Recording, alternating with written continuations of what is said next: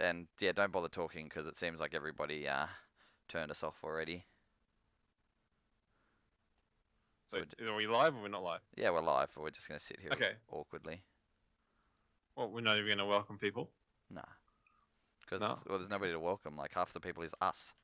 Yeah, but what about the people that listen to the recording that rip it off YouTube and? Oh, fair call. Well, we couldn't do that last week because Ah, we didn't go to yes, YouTube because last week. we got ripped off. Hang on, this light's Yeah, weird. yeah. I paid There you for go. restream and it doesn't even work, but we're good today. But Connor was here, so we should we welcome Connor. The world's best front-wheel drive drifter with his new video that came out Probably. yesterday. Probably. Well, that's just rude. No, that's what they said. That's what Sunaga said. But World's best front-wheel drive drifter. Probably. probably. Yeah. I think it's just in case that there is another front-wheel drive drifter out there in a Prelude, and he could be better. You just don't know. The world's a very big place.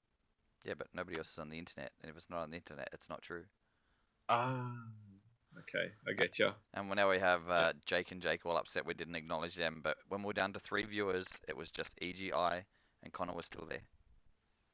So thank you, Connor, for staying with us, even though you're not a real drifter. Um, well, we've been super organized again this week. I feel like as you get Hey, older, Ty's joined in as well. Hi, Ty. oh yeah, Ty's a good boy. Oh, Ty's Yeah. Ty's back home, but then Ty's away again soon, I think. But yeah, we'll talk about some vlogs and stuff because there's been some big ones coming out lately. So talk about that shortly. Uh, Are you talking about the one from Connor? nah, there's been multiple from multiple people. Uh, I guess this week we'll start with, well, because we've been super unorganized, but I guess this week we will start with the sad news, I guess. I think it was within a 24-hour period that sort of both the names sort of came through. That we've lost sort of a couple of big hearts in the drift scene in Australia. I guess the one that most of the guys will know around the country would be Dave Dermody. He and his brother Adam been tearing up the Australian drift scene for a long time. They're OG boys, Foolish Line from South Australia. I remember, and I actually took that video that I sent the group yesterday. That's my video on YouTube of No, really. yeah of Dave crashing into the wall at Oran Park during No Super wonder you Drift found in it so yeah.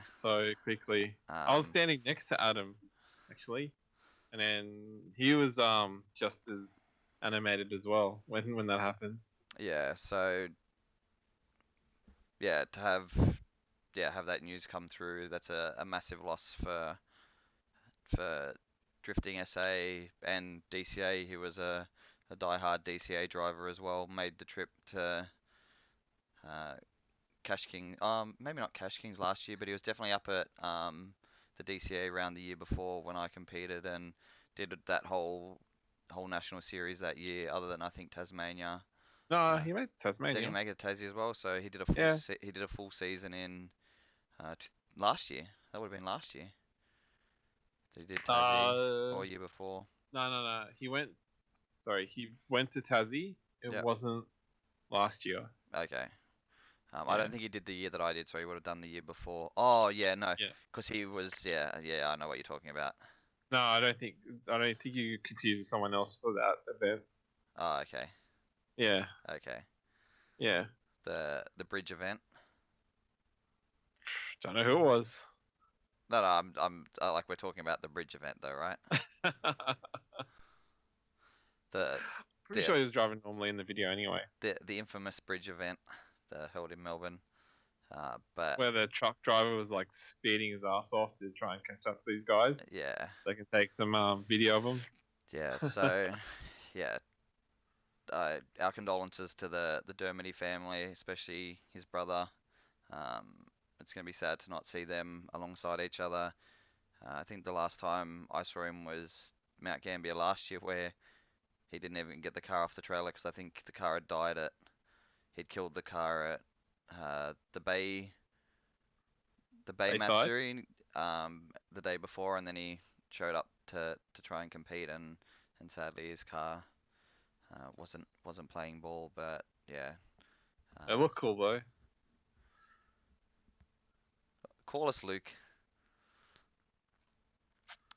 So yeah, and then the other person, or if Luke's gonna join us, then we will speak about it once.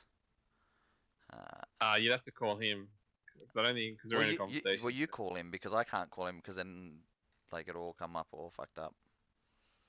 Will it? Yeah. But Okay.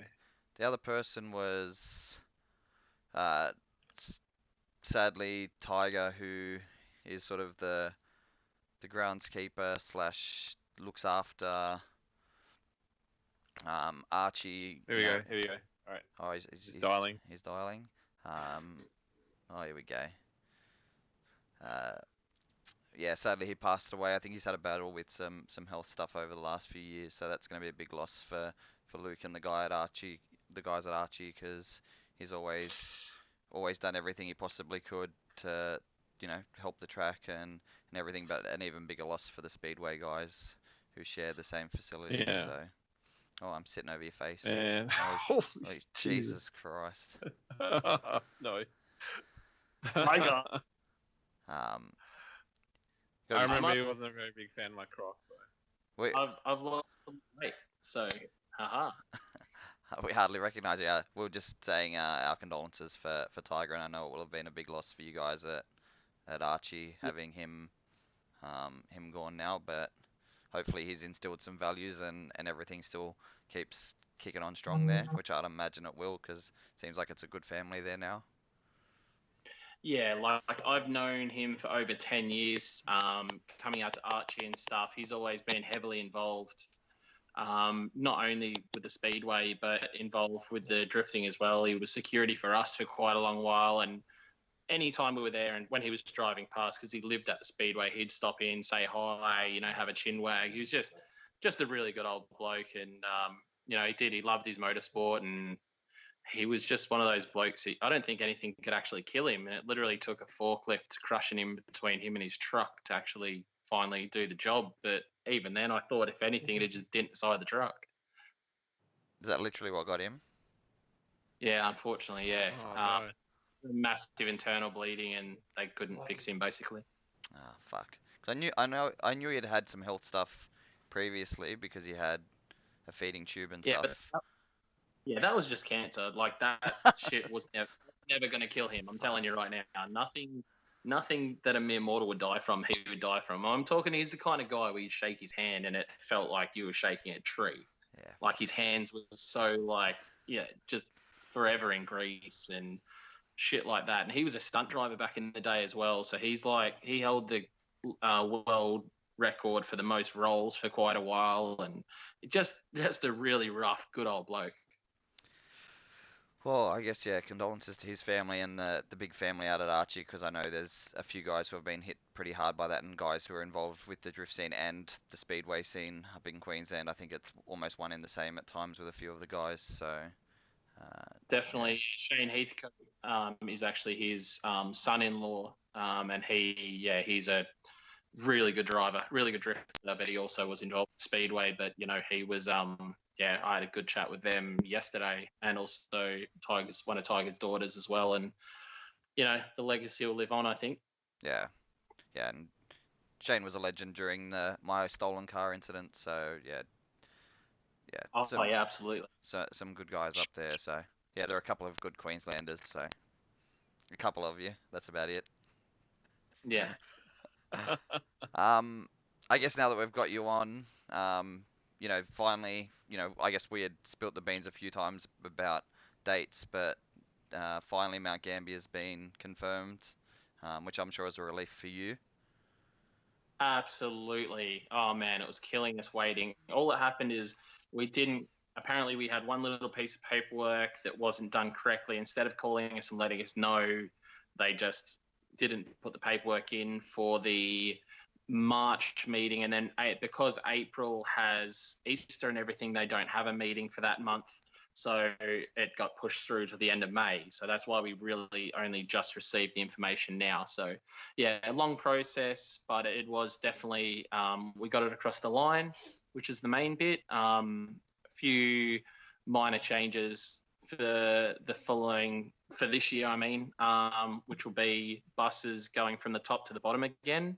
But they'll just be going to the bottom of the hill where people were paying for tickets last year. So they'll be parking outside of the lake again, just due to, unfortunately, people being dickheads and doing skids and stuff in the grass, and that area being some sort of racquetball championship area where they're having an event literally the weekend after Mount Gambier. So I think they do frisbee golf or something too there, because I've seen like the little weird nets and stuff in the middle. So just some pointless sports. It's like, honestly, it's like ice skating. yeah, pretty much. At least ice skating's gay enough to make the Olympics. Yeah.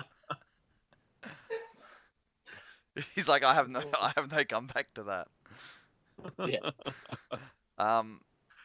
There's there's put in the Olympics, and they pretty much put all the shit sports in the Olympics.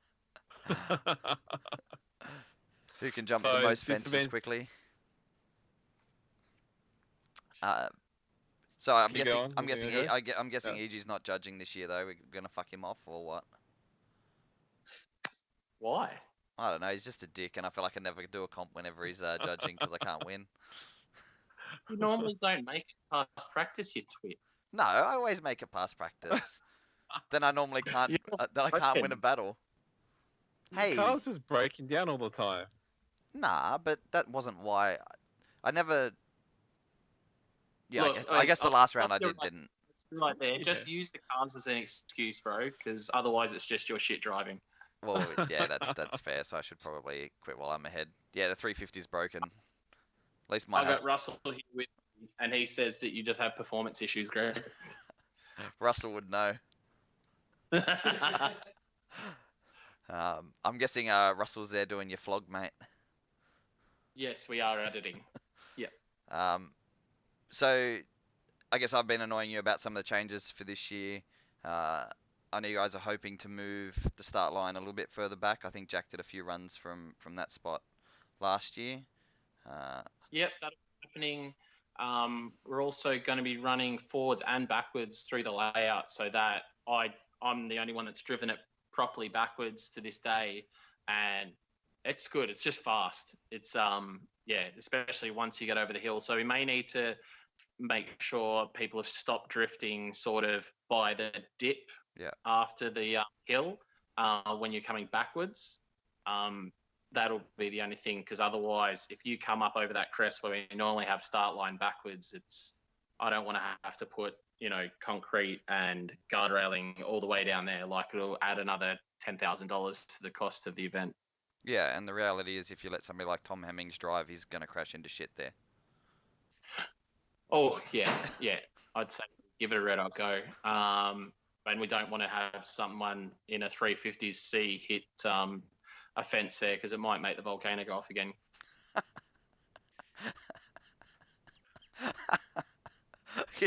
You can just see it, can't you? Just somebody hits a noise, I was like, and the fucking whole place goes up. Yeah. No, but we obviously have to be smart about it. We have to keep it safe, be smart about it, running it in a second direction. It all has to be above board, obviously. For pits, we are going to be using the massive area where we used to turn around, which you think is too small. But then I also remembered that they've pulled between the first year I did and the second year, they pulled the tree out of the middle of the area too. Yeah. Because there was that massive garden in the middle, and then they ended up pulling that out as well. Yeah, exactly right. And look, we could fit, over 70 cars in the we could fit 70 cars in the pit area we were using, and this is easily twice the size, but we will be capping at 100. Yeah. And I guess, I think when they run the hill climb, they have well over that number of cars, and they make space for it all, and they make it work, so it'll easily be done. Yeah, they have a lot. The reason I want to cap it at like 100 is more so, the turnaround areas, if we're drifters, you know what I mean? Like, people aren't going to wait until it dies down a bit before they go out, on Saturday morning, there's going to be 100 cars there waiting to go. So, well, if there was 150, there'd be 150. So that's why I'm saying I want to keep it at 100. So that means just the event will run more smooth, and that's an ample amount of cars as well. So. And then competition day is purely Sunday. Yes. No, we'll probably, just due to the call out nature, I think we're probably going to do top 32 on Saturday. Yep. Do it sort of Saturday afternoon, and then we'll run into top 16 onwards on Sunday around, just after lunch or something. Because essentially, a top 32 takes up about as much time as a top 16 to first place battles. So essentially, we want to probably do that 32 Saturday afternoon. And still get a good thrash session in with everybody else, late Saturday arvo before the pub sesh. Well, and then you could do top 16 call-outs at the pub. That's not a bad idea, Mr. Merriman. See, there you go, straight up. Yep, call it out at the pub. Everybody's going to have 3 shots before they do call-outs and wait 20 minutes and then let everybody do their call-outs. Yeah, I don't know if that'll work, but no, I definitely do like that idea though. Like, rather than doing our normal qualifying results, we could definitely do the top 32 call out with our 16 drivers. I think that would be a sensational idea. Well, you could I was going to say you could always do some call-outs on Friday night, but the reality is I'm sure there'll be a bit of a shake-up by the time competition rolls around on Saturday afternoon, because I'm sure there'll be some fucked cars. We are going to be opening for applications soon for Cash Kings, but we imagine that it'll probably be lunchtime Saturday by the time we get it solidified. I hope it gets sorted earlier, but there may be, it's drifters, last minute, blah blah blah. Or people that haven't been to the mount before and want to see how they go on Friday before they go and put their money where their mouth is, per se. And that's really what Cash Kings is about. It's like, it's $500, man. Like, just go for it, or you could pay $1,000 and enter an event that no one watches and, whatever, and get whatever you're going to do, really. Yeah, pretty much. Yeah, and I guess that means that there won't be people are going to make a choice. They can't do the cannonball run from Victoria over to South Australia. If you want to drive the biggest event of the year, come and drive the biggest event of the year. Well, look, obviously, the events up here were a really good example of the gravity that Adam LZ has. He's a really good bloke and he has an insane following. And I can only imagine how insane it's going to be at the Mount with the crowd. I can see a crowd coming from Adelaide and Melbourne. We're intending to do a big car show in the grass area next to where start line was, near the playground area. So there'll be a massive car show right through there and through that sort of road that goes towards the back of the pits, where the pits used to be. Where we have the food vans. So we're going to have basic car show the whole way through there. Hopefully Saturday and Sunday. So we'll have that whole side of the automotive, scene, I guess, from Adelaide and Melbourne. So is that you more, as well as obviously car shows more you trying to target guys to make a road trip from Victoria, from Melbourne and South Australia? I can't imagine, I've seen some of Tom Hemming's mates and I can't imagine there'd be much more than 3 or 4 AU Falcons rock up to a car show. Yeah, bunch of AUs and VPs and whatnot.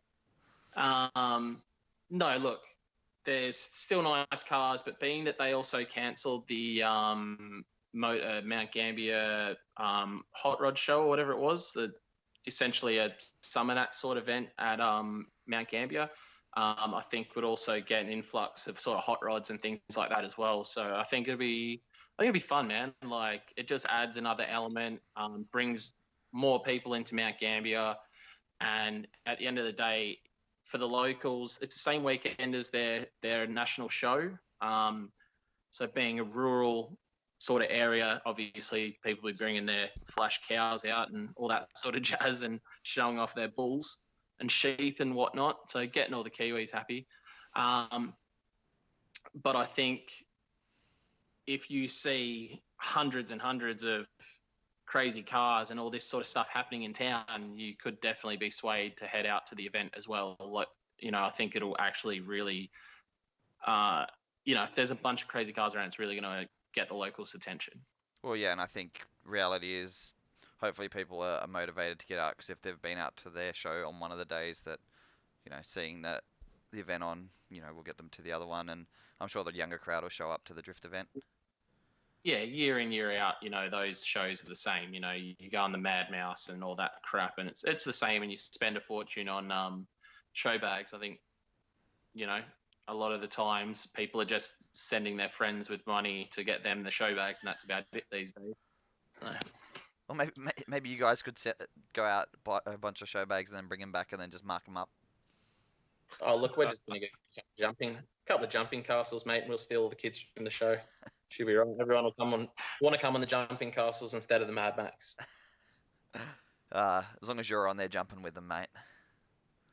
Yeah, well, by then I might not weigh as much. I might be allowed to. Have you been good? You been sticking to it? Yeah, man, 100%. What have you been doing? He's gonna be the new old Luke Fink. Yeah, Luke Fink. I've lost like 12 kilos, mate. Holy shit! What are you doing? Is it diet or is it something else? Light and easy. Oh, no way. I've been doing no exercise, just eating light and easy and drinking water instead of soft drinks and energy drinks and all that sort of jazz. But it's been good. I feel heaps better and it gives me more energy and yeah, whatever. Anyway, Mount Gambier is going to be sick. Obviously, the whole idea of the being at a drift week, obviously, yes, it's an expensive 2 weeks, but it's more than 4 months away. So if you just skip those $1,000 events that have no prize money, then you'll have more money to be able to do. Are you talking about Darwin drivers or? No, that's okay. Darwin's good. But yeah, there's some a Darwin driver. That's what I'm talking about. Yeah, that's what I'm talking about. That green car. We won't name any names, but he's been a guest. Green car. He's been a guest. Sort of hulkish looking car. Yeah.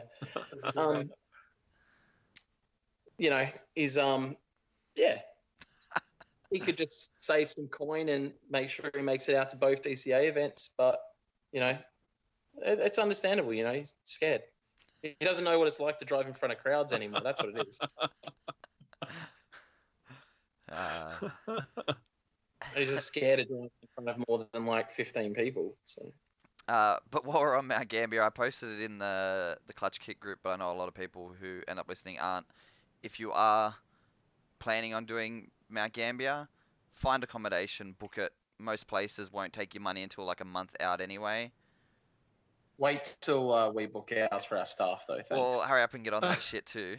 Well, that's why I didn't put it in I didn't go public with the post. But yeah, jump on and start looking at accommodation. No, we'll be fine. We're good.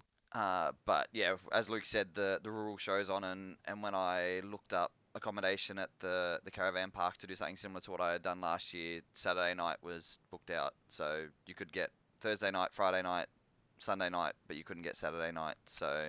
But you're a bit flash. You'd just be going for a cabin. I'm sure there's plenty of camping space and all that sort of jazz. But I don't want to have to, I don't know, share in a public place. Nobody needs to see that shit. Wouldn't even know how to pitch a tent, would you? Nah, to pitch a tent. Ask Russ. Oh my god, what did you guys get up to? So yeah, obviously Mount Gambier with Adam there is going to be mental, but then obviously Tassie is going to be crazy as well because the last person we took down to Tassie was Forrest Wayne. No, we took Jack. Took Jack down. Look, Jack. Did anybody care about Jack? Yeah, the thing is, Jack is awesome, but he doesn't have like a large following as such. Where we took Forrest Wang and all the locals were super stoked that they got to hang out with him, have them drive their cars, etc. and just in general, when it's a bigger name coming over, the Tassie guys go absolutely nuts for it, and it works well for us. So taking Adam over there and getting him on a real ferry this time. Not that the other one wasn't real, but this one's just more real. So getting the ferry down there should be good. Carl was just asking about dates for Mount Gambier, and that's 25, 26, 27 October. That's correct. Friday, Saturday, Sunday.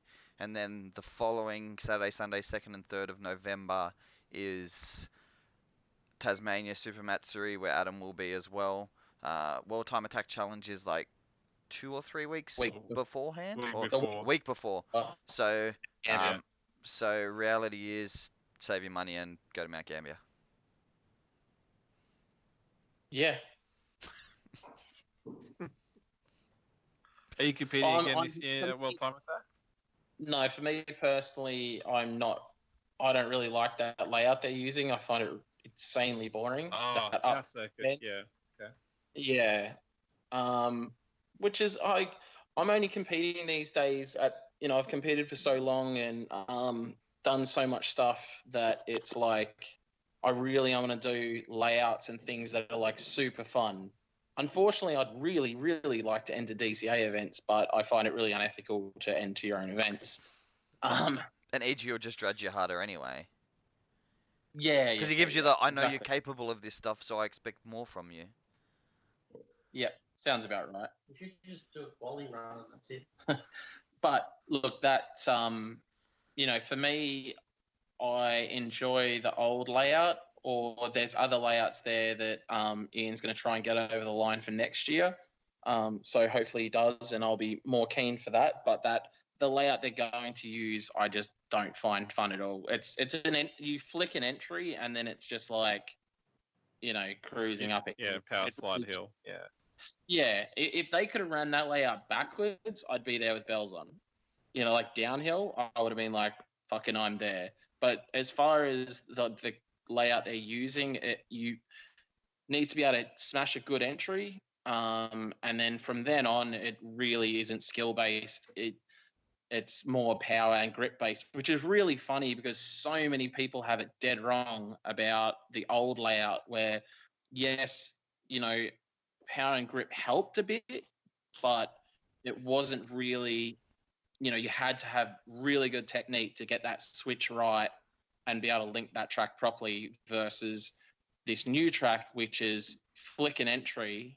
And then from then on, it really is 100%, about power and grip. Like if you have more grip, you're just going to drive away. There's nowhere to gain proximity going uphill because you're really just doing a burnout up a hill.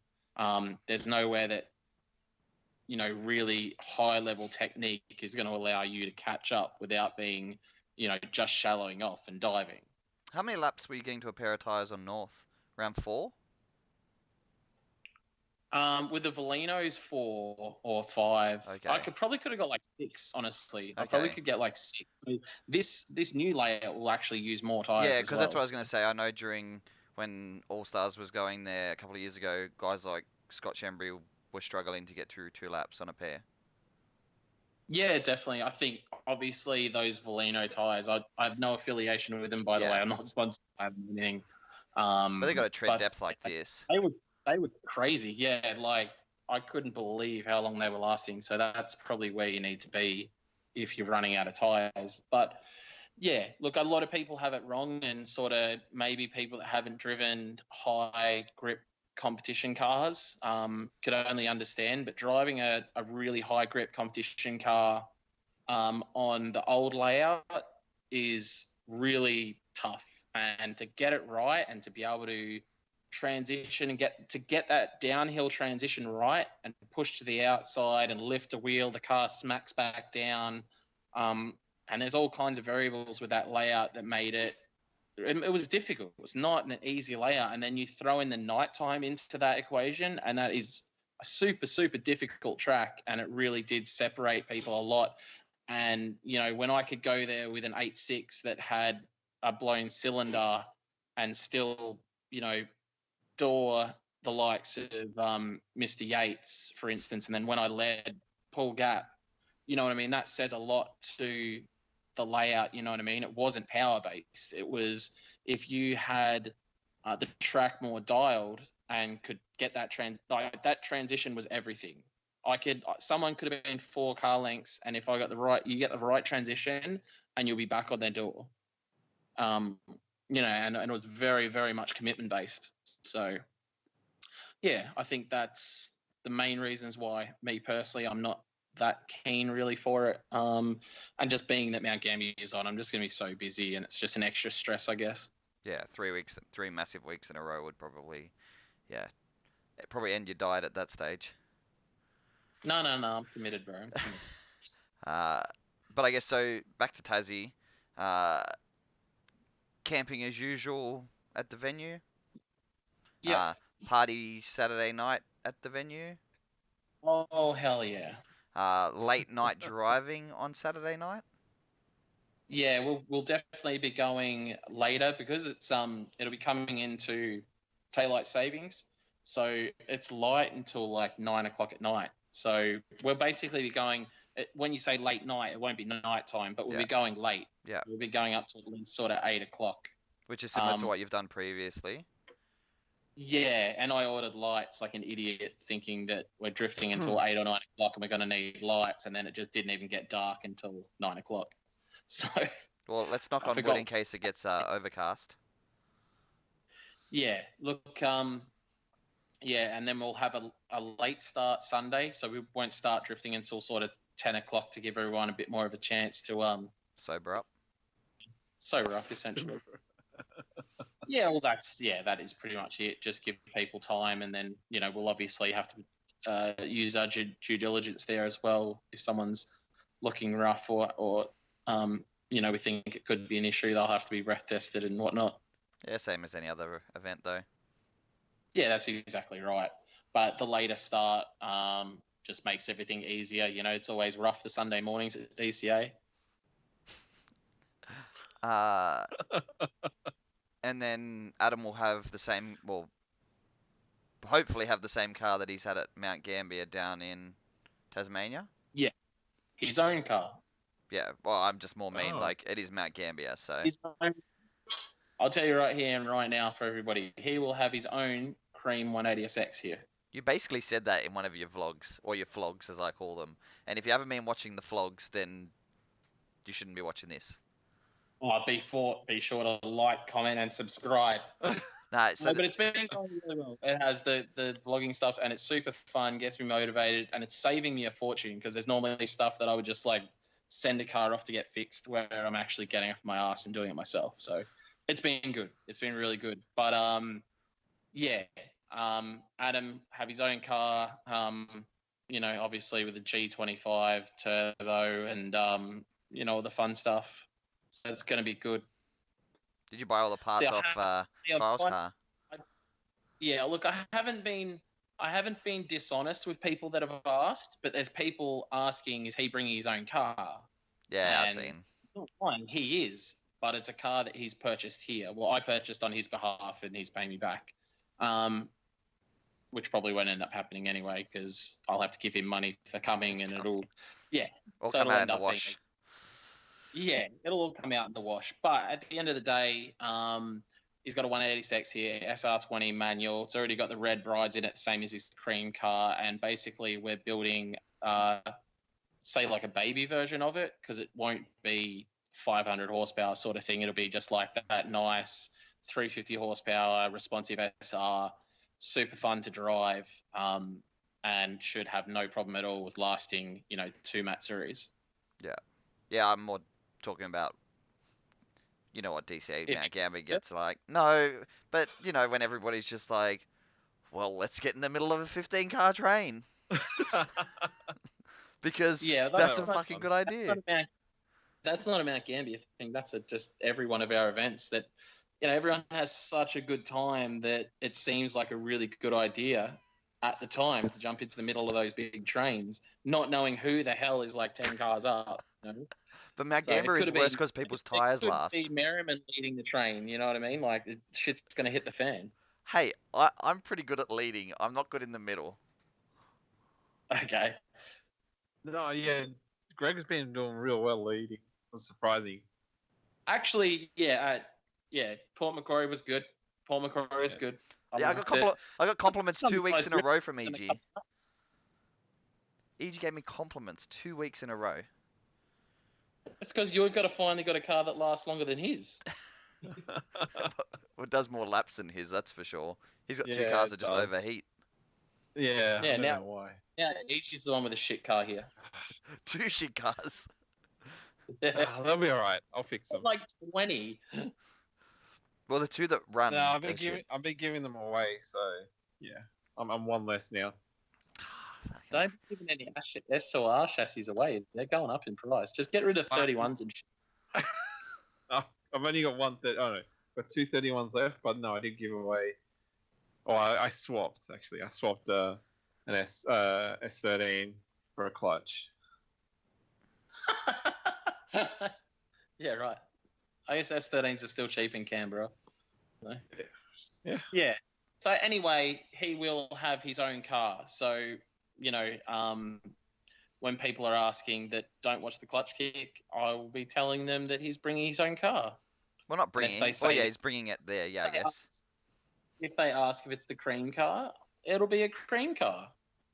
It just won't be the cream car. It'll be his other Aussie cream car.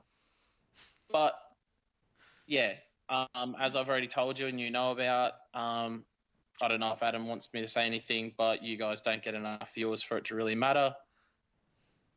I know, it's not. It's going viral. Some people think we're very influential. Yeah, people think we're like everybody's watching this shit. Yeah, is that what your mum told you? No, that's what that's what that series you're talking about thinks. Victorian. Yeah, Yeah. Oh, yeah. Jesus. Yeah, that's probably all your viewers. 50. All right. No, Um, we're a solid 24, mate. Me and EG are two of them. Yeah. So, what did you just rewatch it 20 times? Nah.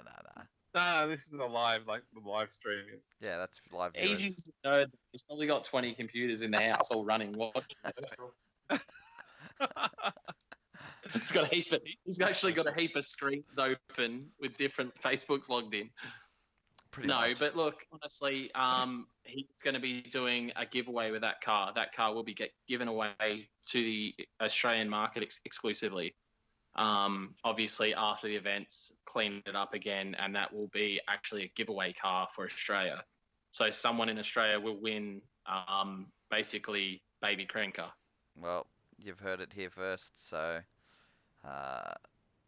it's exciting. I don't know what needs to be done to win it, but I'll sure as hell be entering that shit. One of those things where you buy his merch, stuff Yeah. like that. But I'm So guessing obviously, that helps. an opportunity to do it in Australia, because obviously you have to be able to give it away in Australia for it to be a viable and legal prize giveaway. So that's going to be cool. It'll be a little bit before he announces it, but that's going to be obviously insane. That'll get a lot of people keen and help with the events as well. So it's only going to help us and help him, and just in general, get the word out about LZ. So will that be part of your channel, or are you guys going to be videoing for him and sending footage to him? Yet to confirm, but yeah, there'll be stuff for my channel, stuff for his channel. We'll be getting, I'll be sending him stuff, and obviously not the same stuff, but yeah, updates on the build that he'll be able to add into his vlogs and all that sort of jazz. So yeah, it's going to be fun. I can't wait to get started on it.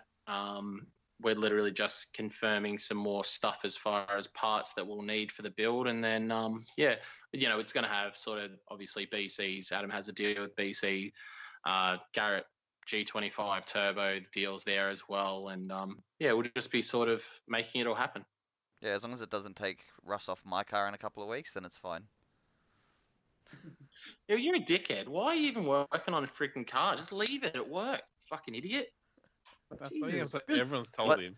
Well, the steering's a bit funny now after flying off the track, but I don't know. No, it looks fine. Uh, He's just looking for something to be broken because he's not used to a car that just hey, works. coming from the dude who just set his car on fire. Yeah, it was on fire for a sec. I wasn't even straight. I didn't even get out of the car. I was like, oh, yeah, it's on fire. Let it burn a bit and we'll fix it tomorrow. And we did. I drifted it tonight. It is the title for his video. It literally snapped the engine mount in half, which didn't have a bolt in it anyway. So the engine mount fell out and hit the starter motor. And literally the fire was the rubber from the engine mount that was on fire. That's why it wouldn't go out until we disconnected the battery because it just kept igniting.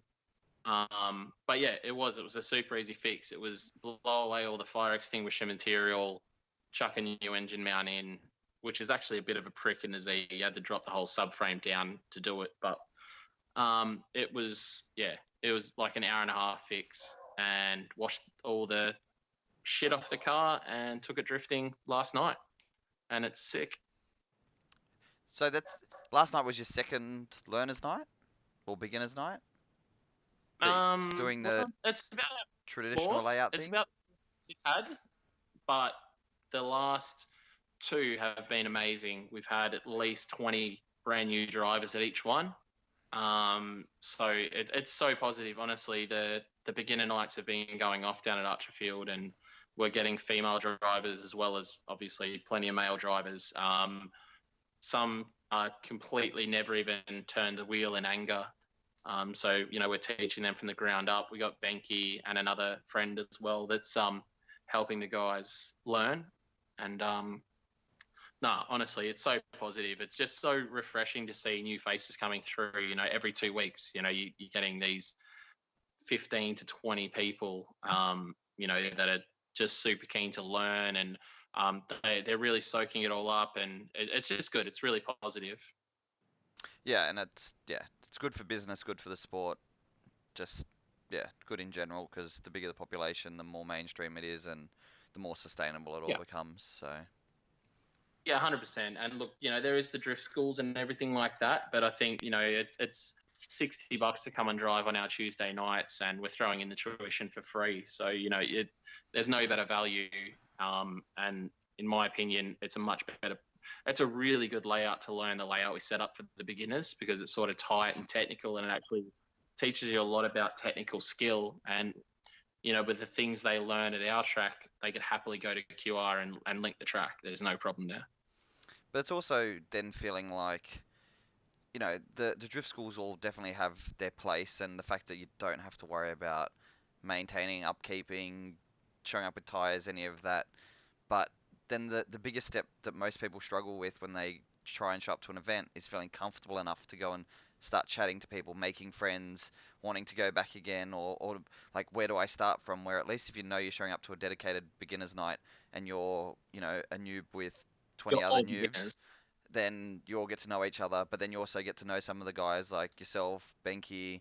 I'm sure, Russ and a few, Matt and all those guys are down there. You get to know them. You show up to a regular you show up to a regular night, and it's like, oh, it's the same guys that I've already met, but they're just out in cars this time instead of, standing there telling me what to do. Yeah, we've got a really good community atmosphere going there now, and I think when we're getting these new guys coming in, they're realizing that everyone's friendly and just keen to help because we want these guys to get better. We get guys so new, they'll come up with a 9-inch wide rim, and they're like, say they, which one is really funny, you guys know, is Joe with the 370Z. So when he first came to Archerfield, he was telling us that he needed a Federal 595 and a 275 because that's what 370Zs come with. And he was going to come out every night drifting 275, 595 tires. And it was like, no, mate, sit down. Let's have a chat. And explain to him that he's going to be drifting on 235s. They're only going to cost him like $70 a tire instead of $160. And you're going to get seat time. You're going to have a good time. And it's just that education, you know what I mean? And we're all happy to, let the guys know and help them out with getting everything over the line, essentially, and making it more affordable. At the end of the day, if they can do it cheaper, then they'll be back more often. So it's good from a business point of view, but it's also really good just as a drifter, and someone that is super passionate about the sport. So you've started your daily vlogging in the last. Well, no, and you've been clever. I give you credit on being clever and doubling up on a day because that gives you a day leeway as well. Uh, Yeah, we're we're not we have more than a day now, but we got lazy editing one day. So tonight's actually the catch up night. So me doing this now probably wasn't ideal. that But I've already had chats you know, with you Russ guys, anyway. yeah, you guys are in distress, and yeah, can't even organise a guest. So I'm here. Um, but no, um, like I said, I was talking to you only the other day, Greg, and you were saying when can you get on next? So now's as good as any. But yeah, the vlogs are going good. Like I said, it's saving me a fortune, honestly.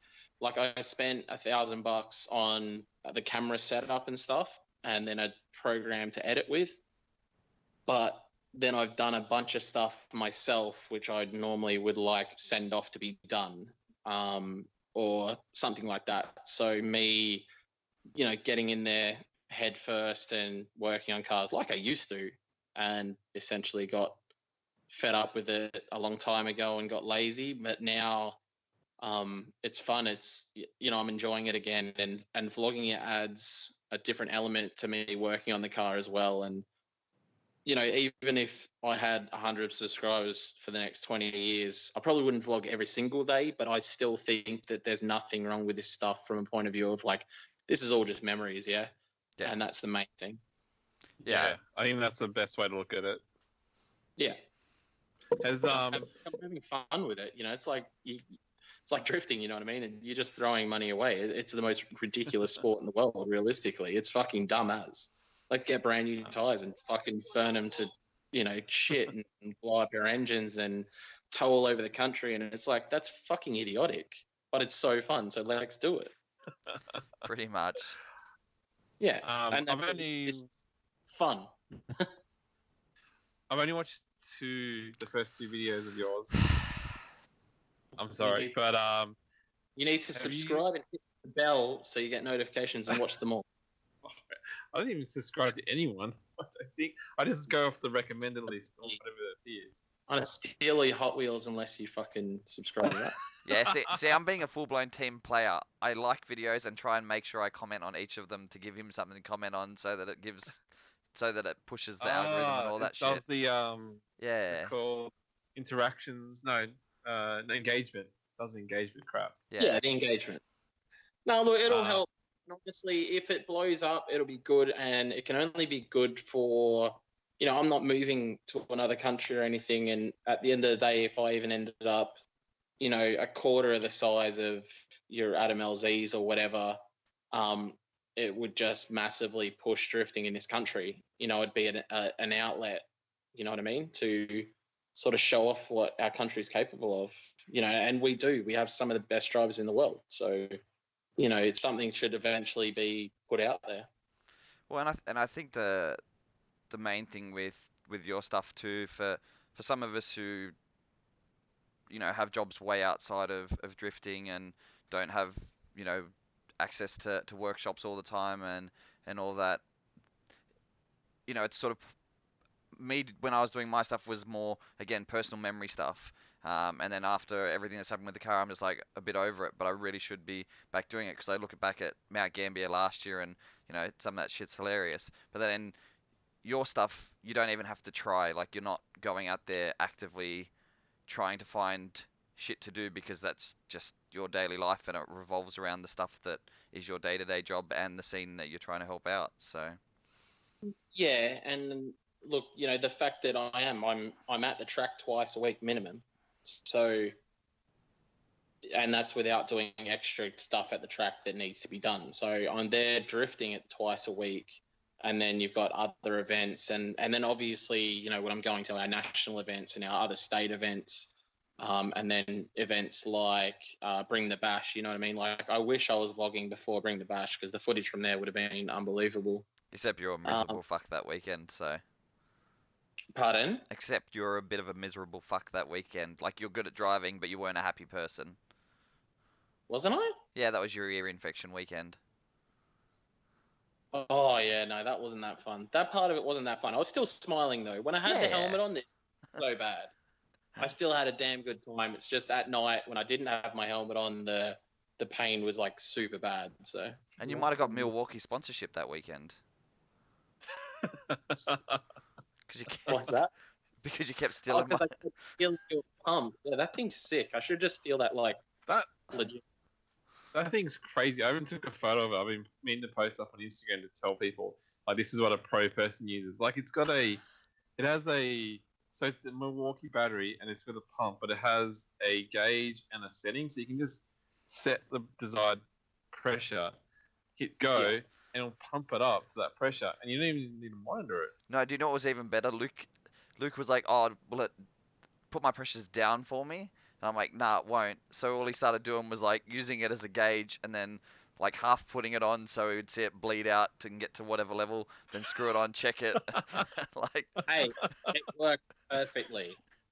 so so the next version of it needs to have some sort of bleed valve for Luke. Well, no, it's not silly though, is it? Having it, setting the pressure, and if it was too high, it just obviously bleeds out till it gets to that point. Yeah, that makes sense. Yeah. It seems like an easy feature to put in too. Seems like. But I don't Yeah. think most people probably aren't trying to bleed them down, so Well, you Four say that, drivers. but then four drivers and then drifters, and any other motorsport really, its tire pressures make such a big difference in any motorsport. yeah, but most are probably carrying a pressure gauge at that stage rather than reconnecting a pump to try and let them down. Yeah, but that's battery operated. It's pretty simple. You're just plugging a thing in. It's no different to using a pressure gauge. Yeah, no, I know, but I think they're just like, If you've just got your wheels and tires back from a tire changer and they've put 60 psi on them to beat them up, and you get back. If you could just plug that in and come back in a couple of minutes' time and it was set, rather than sit there holding the fucking valve and stuff to make it, bleed down to what you want it to, it makes 100% sense, honestly. Time attack. So that might be one for Michael from the Easy Lift. Battleists, and he does the yeah, easy yeah. lift. Oh, yeah. And that might be next drift investor, Michael. I'll let you know. Is Michael watching? Oh, he was on earlier, and he's disappeared. Yeah. Michael Vernocchio. Yeah, I don't know. It's a WOG name. Vernocchio. Yeah, the Pinocchio dude. Pinocchio. Just Pinocchio. with has because I've only watched 2 of the episodes. Have you actually changed the aspect ratio? Because that's a lot of the comments Yes. are about. Yeah, Is that still... the first 2 videos were full fisheye, and I've gone to linear. And one of the big people that was whinging about it was that guy down there. I actually changed it without actually reading the comments, so. No, You're welcome. I messaged him directly and was like, dude, you need to like change it to linear because it'll be so much better. Look, I will be getting a proper like vloggy camera that doesn't have any of that linear or whatever soon. I had one lined up, and then the fucking slut sold it on me, so I'll get another one. Oh, it really pissed me off because I was lined up to buy it tonight, and like I knew I had to go there, and I was picking it up, and it was one of those sales where like, yep, cool, you agree on it, set a time to pick it up, and then she's like, oh, someone else came and bought it. It's like, you fucking piece of shit. Yeah, one of those people. One that should die in a shallow grave. Just as long as it's not the same one that Adam runs, because that shit gets dirt in behind the lens really easily. So if you don't like replacing them, then they're not real. Nearly every day. Yeah. Yeah. Well, your current one's a good setup because it works. Exactly right, and yeah, especially the actual driving stuff with that Hero 7 is unbelievable. How smooth it all is and everything. I'm blown away by that. And actually, I've been talking with the guys at Neil at QR Raceway, so I'm really trying to do something kind of dumb on Friday before Friday Night Drift. I've requested if I can do like a lap or 2 before the track opens at complete full send mode in the S13. I want to see exactly how fast I can do the front straight and enter into corner 1. And because the wow. Hero 7 has the speed GPS. thing on it. And Yeah. that'll be an exclusive video for your vlog. Yeah. No, it'll just be cool. It's Okay. something I've wanted to do. And obviously, I've hit it with my old S14, which was like 400 wheel. And that was top of fourth sort of thing. You know, so you're up at sort of 200 k's an hour at that point. So with another 300 horsepower and a lot more grip, I'm really hoping to, you know, be into the 200 range. Fourth gear, top of fourth gear is 250 k's an hour. Yeah. So top of fourth gear and my S13 is 250 k's an hour. So Wow. yeah, if I can get well into fourth, which it shouldn't be an issue at all with 700, with the S13, but I'm only going to have like literally a lap or two to do it, so it'll just be literally a full send mode, and hopefully I don't die. But yeah, was a little bit Kind my of concern. Have you done? make sure there's lots of cameras if You yeah. do. So Yeah. at least it's Yeah. spectacular. Yeah. So But then it's recorded and then you can Yes. you've Yeah. done roll racing, right? Yes. And what sort of gear did you end up in during roll racing? Yeah, well up into fourth. Okay. Yeah. And that was like a rolling start Yeah. after the corner. So I'll be slingshotting through that corner. So yeah, it shouldn't have any problem with getting high into fourth, even, you know, theoretically even fifth. But obviously the faster you go, the earlier you need to initiate. So it'll just be that, you know, that balance there. And yeah, like realistically, I'm going to have like possibly only one lap to send it. So, which I don't know, you know, I'll just send it. Fuck it. Yeah, I'm pretty cool too. I did almost top of fourth in the 350 at Wakefield. I clapped out at about 135. It was pretty lit. Top of four. Oh, you've got gears in yours, or your standard gears? 3.7. Yeah, it was like a 3.7 or something. Fourth limiter is like 189 or something. Really? So you probably know better. I don't know. I was in fourth, pinned, and it was like maybe 6,000 RPM, and I'm pretty sure my speedo said 135. Yeah, it takes a really, really long time to get to the top of fourth in a stock Z. Yeah, I would probably have had to have gone all the way down the front straight, gone through the wall into the paddock next door, and I probably still would have been trying to get it up. So Yeah. but I thought it was No, pretty impressive. Yeah. So almost at the same speeds. speeds. You, Greg? That's what I'm saying. I was like, you know, You were. 'Cause yeah, We were in fourth. yeah. That's what I'm saying. I'm almost as cool as Luke on Friday night. Because I'm doing fourth as well. Just 100, just 100k down. This is not the time to tell you I was doing fifth in the 350 at QR down into corner 3. Yeah, but like in fairness, you probably got a good run up into that. We were sort of not getting the greatest run up, so. Yeah, well, I was fourth gear going around corner 2, and I was actually clicking fifth where the dipper is, and then just holding it until I had to initiate. But I didn't have good cameras and I didn't have GPS and all that, so now it'll be good to have that stuff and really like show how dub it is to be going that fast in a converter with no roll cage. Are you taking both cars out? I didn't intend to, but now I've just spoken about that. No, because you don't get the run-ups Nah, at no, Friday nights. so there's not really any point. And I'm doing roll racing as well on Saturday, so it'll just, you know, I honestly want to go out and do like 20 laps in the S13 just to like have another drift of it. The only proper drifting I've done in that car was at Port Macquarie, and it was only probably 10 laps, if that. Yeah.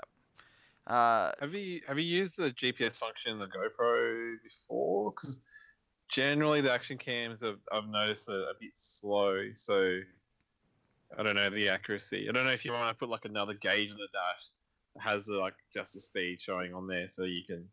Yeah. Well, I'm watching Jacob Peck's video, and Adam LZ as well. They both have done it with the GoPro GPS, and actually seemed pretty good. Like, definitely, Okay. I watched Jacob. I watched Jacob's videos, and it was definitely speeding up and slowing down quite fast as an 8.6 would. It seemed pretty legit. So Okay. you know, it's GPS at the end of the day. So.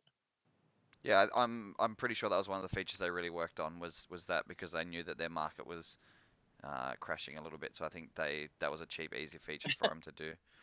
So Yeah, and they've got the G meter and all Yeah. that sort of stuff as well. You can add into it and all Well, that, crazy. well, if Michael Pinocchio would hurry up and get his bloody fancy new drift bit off the ground and out to the consumer, then you wouldn't even have to worry about it. That shit would be online as you did it. You know what I'm saying? Like, But he's working on it. He's working on it. Uh, here's. so that means you're going to have to come to morning session with me then, and Danielle can look after the kids. I have that option. Might do, yes. Oh, there we The go. only issue you have with that is my kids are super rad, and you'll definitely have to tarp up for a while after because she'll be clucky as.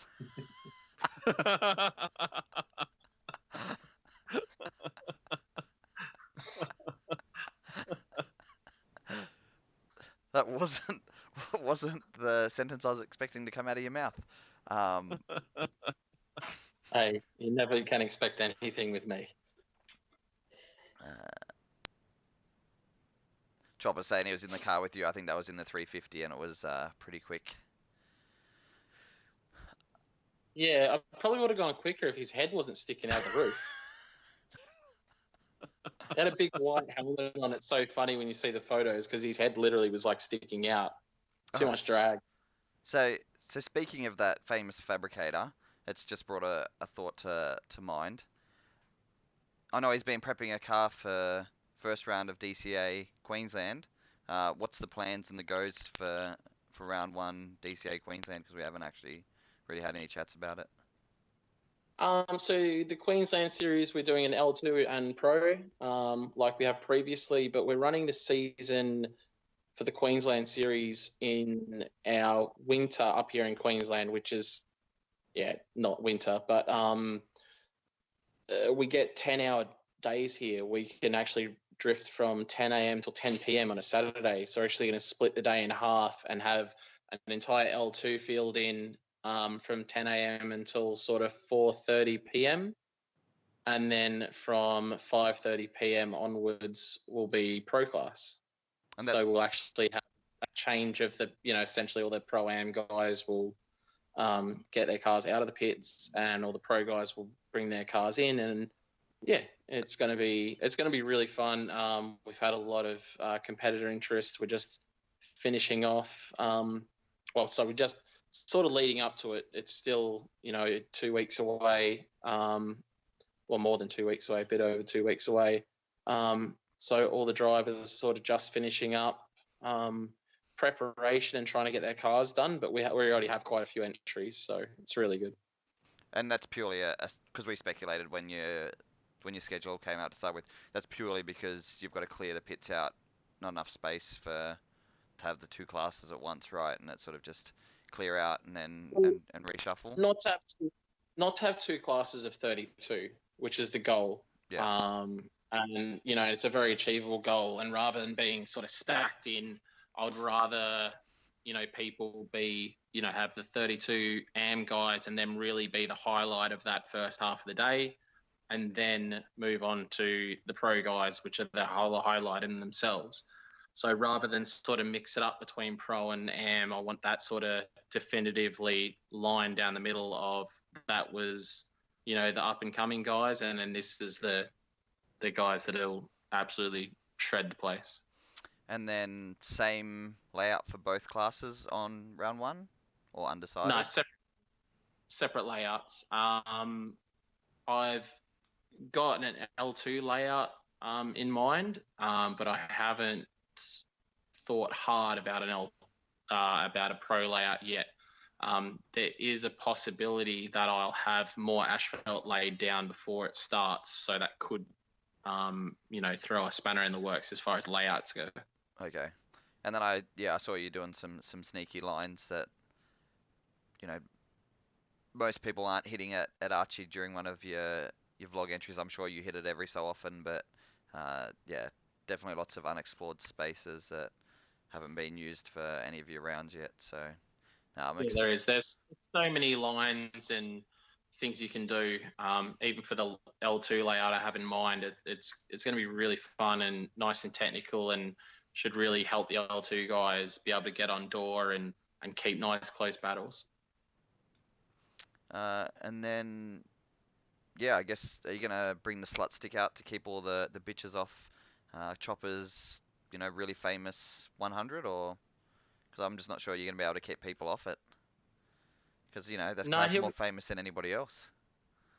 No, that was out last night. Him and Lucy were having a drive of that car last night, and it's a good laugh and gets people talking when they realise what it is. And that's actually there is gonna be a chat about that in the vlog that was done today, so it won't be out until I think Friday. Would that mean? Yeah, I think that vlog will be out on Friday. There's a bit of a walk around on the car and a bit of a chat about it, but he's not driving that car at the competitions. He's bringing his 33. Well, no, he'll have that one ready to go, because how long's the 33 actually gonna last? Well, to be fair, he's moving. By then, he will have moved into a good section of the way into moving into his new shed, which is literally 2 minutes from Archie. So he can go home and get another one. Wales, if there's any New South Wales and SA guys or Victorian guys that do want to be able to come up here regularly and drift, I know Chop's going to be offering some very secure parking. Hey Chop, can I leave my car with you in a couple of weeks? Yes. So for someone like you left their trailer out the back of Regan's woodworking shop with full viewing from a highway, so you could visibly 100% see your car with bright yellow wheels sitting on a trailer from the highway, then I would suggest maybe parking your car somewhere more secure, like at Chop Shop, where he's going to be living anyway. So, yeah. Yeah. So, round 1, Queensland 15th. Is that right? Yeah. 15th and next. So anybody from interstate who's interested in doing that, it's open to everybody, not just Queensland. Hopefully there'll be some. We've got a Tassie driver coming up for the Queensland State Series. Yeah. Is that the guy who did Cash Kings last year? No, he's in jail. No, not that one. Okay. Oh. No. Sure? Not the one. No, the one that Craig came up with last year. Had all the dramas with the toe up. Shannon? Yeah. No, that's the one Luke was talking about. I'm talking about the one that had with the Dunlop sponsorship, or it looks like Dunlop on the side of his car. Oh, he lives in Melbourne. Yeah. Okay. He lives in okay. Yeah, Jory Britkoff. That's Jory Britkoff. Yeah. That car's been around. That guy was that's that car. Yeah, that's right. Yeah. Or is Timmy coming up is Timmy coming up to do the state series? Timmy wants to come up when we've got Cash Kings, and he was talking. I think he might have been talking to my wife about the possibility of coming up for even some of the state stuff. I can't remember exactly what he was saying. But yeah, not Timmy. It's just a guy that drifts from there, and he's just keen to get out of Tassie for a little bit, and basically he'll trailer up, leave the car here, and fly up for the couple of events and then take his stuff home. Nice. I think he's got multiple cars, so I think just leaving one up here isn't a big deal, and he'll still have one down there to do the Tassie State stuff. It's for his multiple heads, I guess. Well, yes, one head up here and whatnot.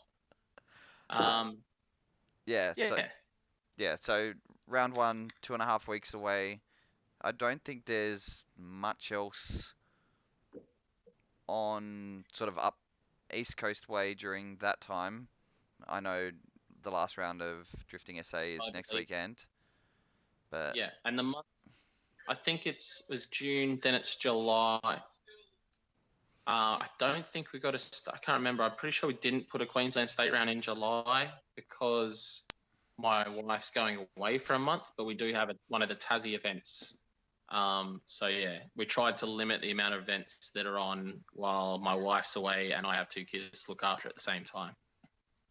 But we'd already booked in the event, so that wasn't able to be changed. So I'll be hopefully finding someone to look after them or dragging the kids down to Tasmania where they'll probably freeze. But they really like that movie with the ice and stuff, so they'll probably be okay. I'm pretty sure Tassie is the weekend. Yeah, Tassie is the weekend after your first round of Queensland. No, there's another Tassie round. Each Tassie round's like a month apart. Ah, yeah. And then I'm coming for visits the following week. Well, I'll be there for visits the following weekend. So then you can wreck my shit. Yep.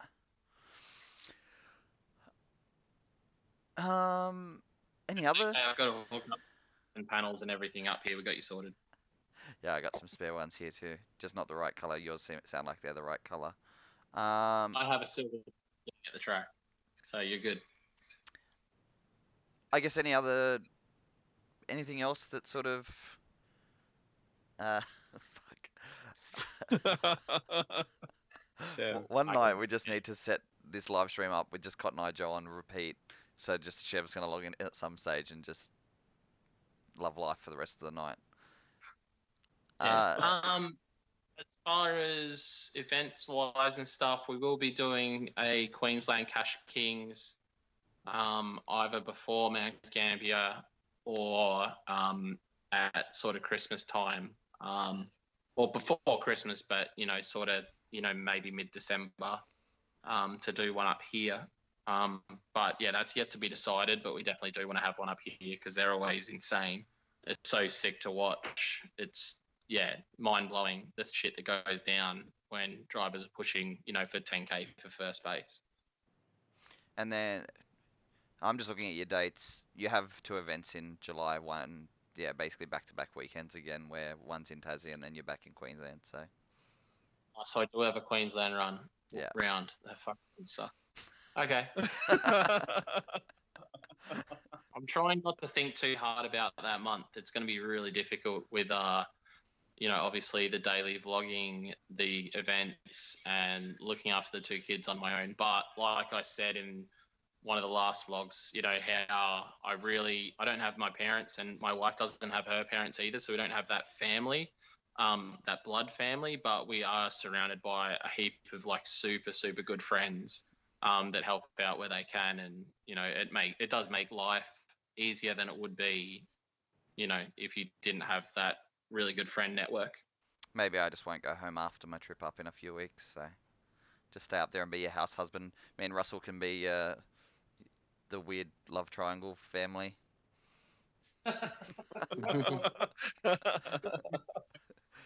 He said, "What the fuck, mate? You can stay in your own Bermuda Triangle." Watch all these people try and disappear in the middle of our Bermuda Triangle. And then any more updates on whether or not you're gonna, because everybody sort of keeps asking whether or not there will be a national series sort of kick up again, or it's sort of still in the. Yeah. No, next year, 100%. This year was just like we've been doing it for 6 years now, and we've had 2 kids in that time. It really we just needed a year to regather and sort of give us a bit more time to really think about stuff and try and push a lot harder with the series and structure it more from a point of view of to make it better for the drivers, still keep the basic roots that hold DCA together, the tyre rule and the fairness and the good times, but we definitely want to push towards being a bit more pro from a point of view of, it's a hard one. We'd love to push for race suits and things like that because it's a simple thing to purchase and it doesn't, it's not that hard to do, and it makes a really, really big difference with the overall feel of the event as far as what it looks like. And, we already have some insane cars, and it wouldn't hurt to see guys on the podium in a race suit rather than a flannel and some trackies. So I think that's sort of positives we'd like to do, and then I'd feel more comfortable at that point being able to do and pay that big money for live streams and things like that as well. So. Oh, and that's a one-off purchase.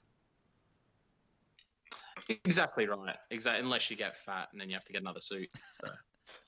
Yeah, but then you go on light and easy, and then you can wear the same suit again. Yeah, I might be able to wear my old green and yellow suit soon. I don't know. I already put a button-on shirt on the other day that I hadn't worn in like 5 years. So yeah, that's not bad. I want to see Chop in a race suit. Oh yeah. Oh, wow. He'd have a suit. He'd have to get something made up, like some suit that has a hoodie or something. Like I'm sure it can be done. yeah. No, look, that's where we'd like to go because at the end of the day, it doesn't hurt. It makes us all look way better. People take the sport more serious and all that sort of jazz. And, you imagine a DCA event with 60 plus cars, everyone's in suits. All the cars already look pretty sick. We do have a nice field of cars that look really good, I think, anyway. There's usually a fair bit of really nice styling at DCA events with the cars. Jacob Peck doesn't think so. No, he said that other expensive series of no prizes we were talking about, they have no taste. Okay. I don't think you can really complain. Like at the end of the day, that grassroots style does reign true. You know what I mean? People at DCA like their cars slammed with genuine wheels, and for a good percentage of the people like a pretty sick looking car. It is about. It's that mentality, I guess, of fun and wanting your car to look sick. And, guys like Chopper, you know what I mean? He'll fix his car every single event to look mint, even though he knows every time he touches the track, he's going to run into something because that's just what Chop does. Not even the track. Well, yeah. Well, Chop, he still drives the 100 to the track. No, I'm very aware. Really? Yeah, from there. He's one of my favorite Instagrammers. Instagram stories like the other day is exactly the reason you follow people on Instagram. I know. I messaged him as soon as I saw his Instagram story. I was like, bro, what the fuck? That would have been so sick to vlog. Like, that was one of the best rebuilds I've ever seen in my life. No, The door panel back on and everything. Nah, that stuff is the best on Instagram story because you sort of expect it to finish, but then it's continued on into the next slide, and then you're like, oh, he'll give up at this stage, like bothering to video, and then it just keeps going, and yeah, it's just funny. It's dedication. It's dedication. It That's is. what it is. And then Adam had one of the best Instagram stories I've ever seen the other day too. His one with Pat Gooden and himself. Out drunk and In the yeah. in the trailer of Aaron Losey's. It's just like EG doesn't get it because he does an Instagram. I'm trying. I'm getting there. Far, I have no idea how you get through all the freaking stories because I've like started following a whole bunch of people, and then I get through like We're getting there. Sorry? Like he's talking on his actual channel now. This show, that's a like we're having baby steps here with EG. But yeah, Instagram story, you just keep smashing through it. And I know. Then if it looks And interesting, then you swipe back. then swipe back. You don't give anything more than so like many half a second freaking view. Stories there. No, Yeah, I you know. should Like do- if you keep smacking, if it doesn't flash at you, then you just keep going. Yeah. You should go to that event for the expensive one to get into with no real prizes, and do Facebook stories from that with your commentary that got everyone upset with you that other time that I thought was freaking hilarious. Yeah, but they threatened to bash him at the last time he showed up to that event. They pulled him into a room and wanted to beat the shit out of him. So Yeah. that's why. The only time that's ever any physicals have actually happened is when he might still come back, but a DCA driver went to that event and flogged that guy that likes to hit females. So you guys obviously heard about that one. So We did indeed. very much in the loop thing, but yeah. Look, maybe some people watching don't know about it, but that was good. That was great. It was good to hear about that. And we always at DCA we love Gordo, right? Like Gordo, a good That time. is good. Jordan, when Jordan turned to Gordo, you know it was going to be a good time. Actually, remember that time in Melbourne when Gordo got his blood nose from my wife hitting him in the face? Nah. Is that the night where He was throwing glasses at the roof, and then no, Tiana I think that was the extra long day, wasn't it? The full 11 hours or something. Yeah. No, I was out of it You- because I hadn't slept for 36 hours. You actually, no, you would have been. It's Melbourne. You would have been at the strip club, EG. No, that night I didn't sleep because we were trying to get the car running. So I did a whole day working on the car, didn't sleep, left, drove all night, arrived at the track 7 a.m. and then went on to do the whole day till 11 p.m. or something. And then, yeah, that was a big night, big day. Yeah. Other than that, as far as events wise, we're just gonna keep cruising along up here. Like I said, we got the Tassie series obviously start soon as well. So we're at Tassie State, Queensland State, and then obviously the two Matsuri and Cash Kings events, which are going to be super fun. And then I've also, by the looks of it, I have received an invite to Leadfoot Festival for next year. So that's something I'm pretty stoked about. Is that the post where people are saying who would you like to see at this event? And they have a lot of big names there. Yeah. Yeah. They've asked my email and really want me there apparently. So that will be really fun. Not sure on what car yet. Got a handful of options. James has offered me his S15 with the supercharger and everything. There's also a car which you guys know about, but hasn't been revealed yet. The FC with the engine that won't be spoken about. Has many cylinders. No Dorito, just many cylinders. I'm sure I've showed you pictures, Greg. Maybe. I don't. I'll send you some pictures after this. I can't say a lot about that car, but that's being built in New Zealand. Not me building it; it's being built, and they asked me to be the driver. So that is a car that's in the build and has been in the build for a while, but it's very, very unique. So it's taking longer than we'd hoped. Or sending my S13 convertible over. So we'll work it out. It's not till February 2020. Yeah, or you could drive a BA Falcon and just do doughies the whole way up the track. Or that. Well, I'm more concerned. See, I really want to take the S13 convertible, but I have a genuine concern of the side pipe catching the hay bales on fire. Oh, do they run many at that event though? Heaps. Okay. Heaps. Yeah, for anybody who doesn't not know, as bad as it would, but definitely a lot. Yeah, for anybody who doesn't know what event he's talking about basically Rod Millen's little hill climb circuit, similar to your Goodwood Festival of Speed in the UK, which I think Luke still holds probably the best drift lap up that circuit. And yeah, I guess he's going to go to New Zealand and try and do the same shit that he did in the low brain car over in New Zealand. So yeah, I think it'll be sick. Like, obviously, for me personally, like, stuff that I want to drive these days is 100% just like stuff that appeals to me from a fun point of view, and that is something I've watched and I've been like, yeah, that's my jam. I really want to drive. It's tight, technical. Some big names go there, and it's not a competition. It's literally just fun, and it's a big, car appreciation festival basically. So that'll be a thing that's potentially fun for me personally. I have Summer Nats this year, next year as well, which I'm really looking forward to, which isn't drifty. But other than that, in the meantime, this year I'll be trying to get to a few events. I really badly want to get to Wakefield because I've heard that they are heavily under threat at the moment from possibly even closing down, is a story I've heard.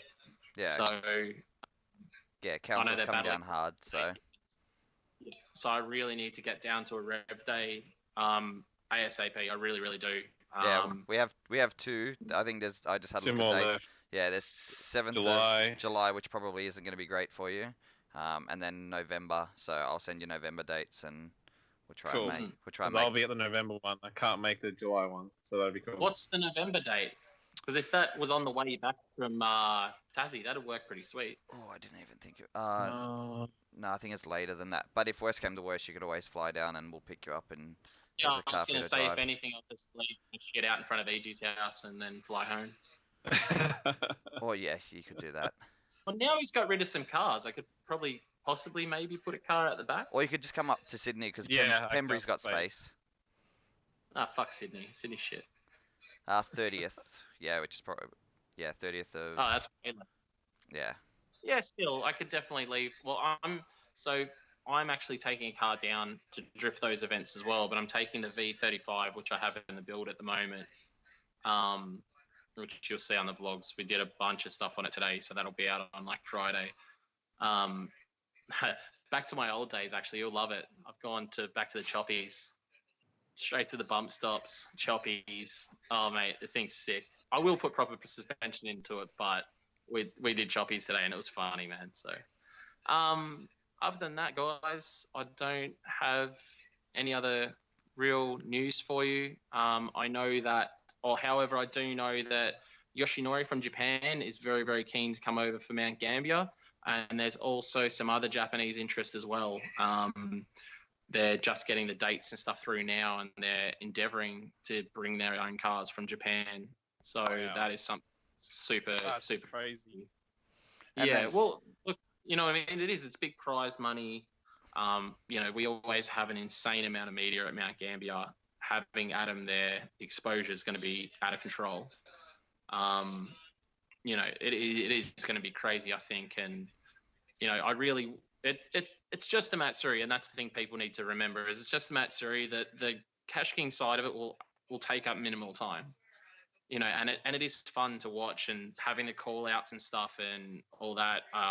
I think they're really fun, and they really add a really cool element to it, I guess. So I'm guessing like any of the guys who are coming over to guest drive are likely to put their money where their mouth is and compete as well. Hey, look, potentially, I haven't actually spoke to Adam about whether he wants to enter it or not. So I guess that's something he'll chat about closer to it. Maybe he'll, once he gets here, see how the car works, and you know, if he's all happy with it, he might enter. So I don't know. That'll be something cool for sure. Whether he enters or whether he ends up being one of the judges, we don't know. Or Yeah, he might just sit back and watch you guys. Well, watch whoever does enter, send it. yeah. There's nothing more stressful than Cash King's judging. So yeah, I honestly, the biggest thing I hate judging is qualifying. So Oh, qualifying once you take sucks. qualifying out, battle's easy to judge. yeah. It's more just when the driving's as good as it has been the last couple of years, and there's that much money on it. Alright, it's getting closer. Like the scores last time we did DCA Archerfield, the scores are so high and so close. Yeah, there's definitely the level's gone crazy at DCTA, you know, and even this top 32 battles we're getting out of control even. So, you know, you never can count anyone in or out. You know, I know there was a couple of really good drivers, Josh Botcher and Michael Rosenblatt, both very, very talented drivers, high level driving in, you know, high tech and world time attack and all that sort of jazz. And then, you know, them barely, one didn't even make competition, and another one, he got knocked out, top 16 sort of thing. You know, just shows the level, you know what I mean? The level's just insane. So And it's evident when our champion Dale campaign going and winning everything else as well. So yeah. I don't know if Russell was interjecting. Yeah, so massive year to come. I know, I would imagine Matt Harvey's probably going to do your first round of Tassie in his fancy new did up car that looked like it did really Yeah. well on the weekend. definitely does a good burnout, but honestly, I think obviously he'll do more setup stuff, but I think it looked to me like that big corner. Obviously, the 2J did a sick burnout, but in the after the hump sort of thing at Tassie, I think his SR package was obviously a lot more nimble and transitioned and everything better. But again, like he's got to get his head around that 2J, that all that weight sitting in the front. Yeah, and he's got a practice car now too, or a daily practice car. So it's gonna be good to see him shred. And then I'm pretty sure he will probably do Mount Gambier after he's done the trip Yeah, to yeah, uh, he's N- NT. definitely doing Gambia. I think he's doing World Time Attack again. I'm pretty sure. Obviously, good result last year. Professional car and everything. I don't think he'll have any issue getting into World Time Attack again for this year. But he better keep it. Make sure he doesn't hurt it, because obviously Mount Gambier the following weekend, where there's actually prize money and stuff, he will definitely want to be down with that 2J. Well, don't get me wrong, World Time Attack's sick, but you know what I mean. It's I know what you mean. it's $1,000 entry, and there's literally a trophy at the end. So pretty much the epitome of what Becky was Jacob talking. was talking about. Yeah. Yeah. Uh, Yeah. and It then is good for promotion though, because the audience is freaking huge for that. Yeah, it's a good audience, but well, not but I think that Mount Gambier audience is going to be pretty wild as well. So, Yeah, it's like if going I by think- sorry. Yeah, you were talking. No, sorry. No, just going by what happened at Archerfield. I've never seen Archerfield that full, and it looked like the crowds were overflowing. Yeah, they were 100%. The event on the main Sunday event, the line didn't stop until 4 o'clock in the afternoon. The event ran from 10 till 5. There was still people coming in the gate at 4:30. But there was honestly like a 20 to 30 person line consistently from, like, obviously there was a humongous line for the first hour or so. And then at minimum, there was like 30 people in line after that. So luckily people were like leaving after, because it was quite hot and they're in the sun, people sort of hanging around for an hour or two and then heading off. And that was allowing more people to come through the gate. So there was sort of a reasonably steady stream of people going in and out, which helped us. If it was a cooler day with cloud cover, we would have been screwed. We would have had to turn people around for sure. Like at 1 o'clock in the afternoon, we would have had to stop people coming in.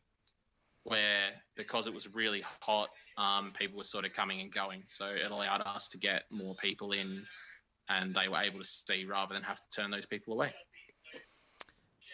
so I guess But something in the middle of something on its own without Adam being there that's crazy, and then adding in obviously Adam's craziness as well. It's just going to be sick, and to have that event in his vlogs more than anything means a lot to me, because it really just shows people that we've got this crazy event in Australia where we're drifting in the bottom of a freaking volcano. Like it's you know what I mean? When you think about it, it's just insane. well, and yeah, I think the fact that it's been the year and a half, it will have been a year and a half since the last one, or even more than that. It'll be almost, a year and 9 months since the previous Mount Gambier.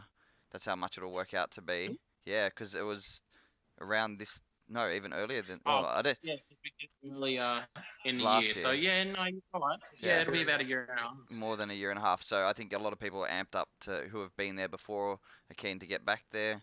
Oh man, the amount of inboxes on the Drift Challenge Australia page we've had about asking for Gambia dates, and people asking constantly, PMing myself personally, and just any posts we put up is when's Gambia, when's Gambia, when's Gambia, and I was like, it was killing me inside, because I just wanted to be like, this is when we're gonna have that.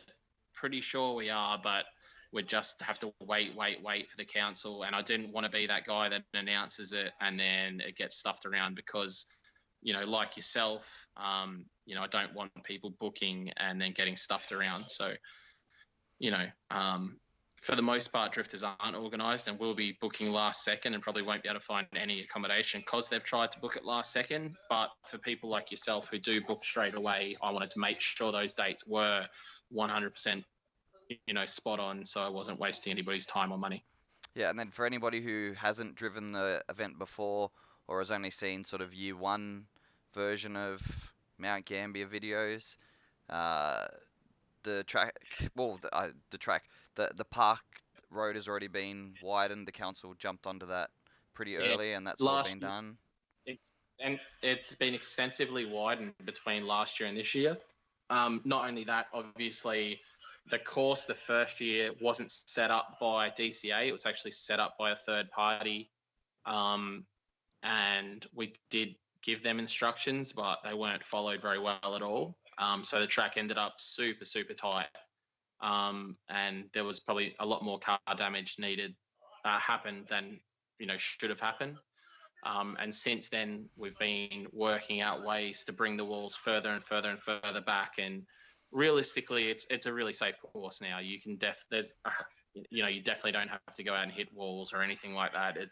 There's room to spin and get out of the way of other cars and all that sort of stuff. So that's something we've been, pushing really hard on. And again, with the wider asphalt now, especially in some key areas, they've gone more than a meter further than the track used to be. Like there's one bit which I saw a photo, and it's got the big clipping box, which is about a meter wide, and that was right on the edge of the road. And now they've gone over another meter further out from that point. So parts like that are definitely going to help a lot. They've widened it over the crest, and then on the other side, on the entry side of the hill as well, it's been widened. So it's really, really going to appeal nicely for what we need. Yeah, and especially considering it's only going to be 32 of hopefully 100 drivers competing. You can push yourself, but yeah, you don't have to worry about or stress too hard about doing anything stupid while you're just having fun. So yeah, exactly. But I think Cash Kings, you're definitely going to have to you kiss goodbye to your tail light, basically. Yeah, but because you're going to have pushing 110%. Like it's going to be cutthroat. Yeah, but those 32 guys are going to enter whether or not the walls are wherever the walls are. Those are your 32 dedicated dudes. Where your other, whatever that works out to be, 68 dudes, might not enter because they're worried about riding off cars and stuff like that. But that track is easy enough to not touch anything. I'm a bit of a shit driver, and I didn't write my car off the first year when it was set up really badly, and Luke told me it was the biggest piece of shit he's ever driven. And then I didn't write off my mate. Drive. Jesus Christ, it's bad. And then I didn't write my mate's car off last year, so it's easy enough to get away without doing anything stupid. So yeah, jump onto that event and make it big. I know spectator presence will be there, but hopefully the driver presence is there and can justify these guys continuing to run that event year on year. So yeah, and it's definitely become an event to hit. You know what I mean? And it's just taken a little bit of time to refine it. I think that first year hurt us a lot. You know what I mean? It really, the walls being so close and a lot of unnecessary car damage and stuff made people like super scared of it. And I understand that for sure. And unfortunately, it was out of our control. But if you look at the videos from last year, you'll see that there was plenty of sending and very minimal accidents. The only time there was really any significant crashes was after the comps when people were sending 10-car trains and stuff like that. Or driving AG's car. Or when, I was going to say when another person was driving my car. To be fair, that wasn't significant damage. It was like a scratch. It's significant to AG. It was 32 four-door tail lights. Yeah. It's very upsetting. You can't find them easily. Yeah, but you know what I mean? Like that I wouldn't consider that an accident. Yeah, I know. That's the worst damage. Watching it happen was hilarious. Watching twitch and he's trying to judge, but he's like going into spasms while he's watching his car getting thrown around at a wall. I think it was more upset by Steve than anybody. So yeah. So obviously it's going to be fun, and for the guys that are petrified of walls, come down to Tassie and send it. It's one of the best feelings in the world coming down that front straight at Simmons Plains and flicking it over that crest. It is literally one of the funner tracks you'll ever drive. And it doesn't. The rad thing about both of these events, Mount Gambier and Simmons Plains, really don't use tyres.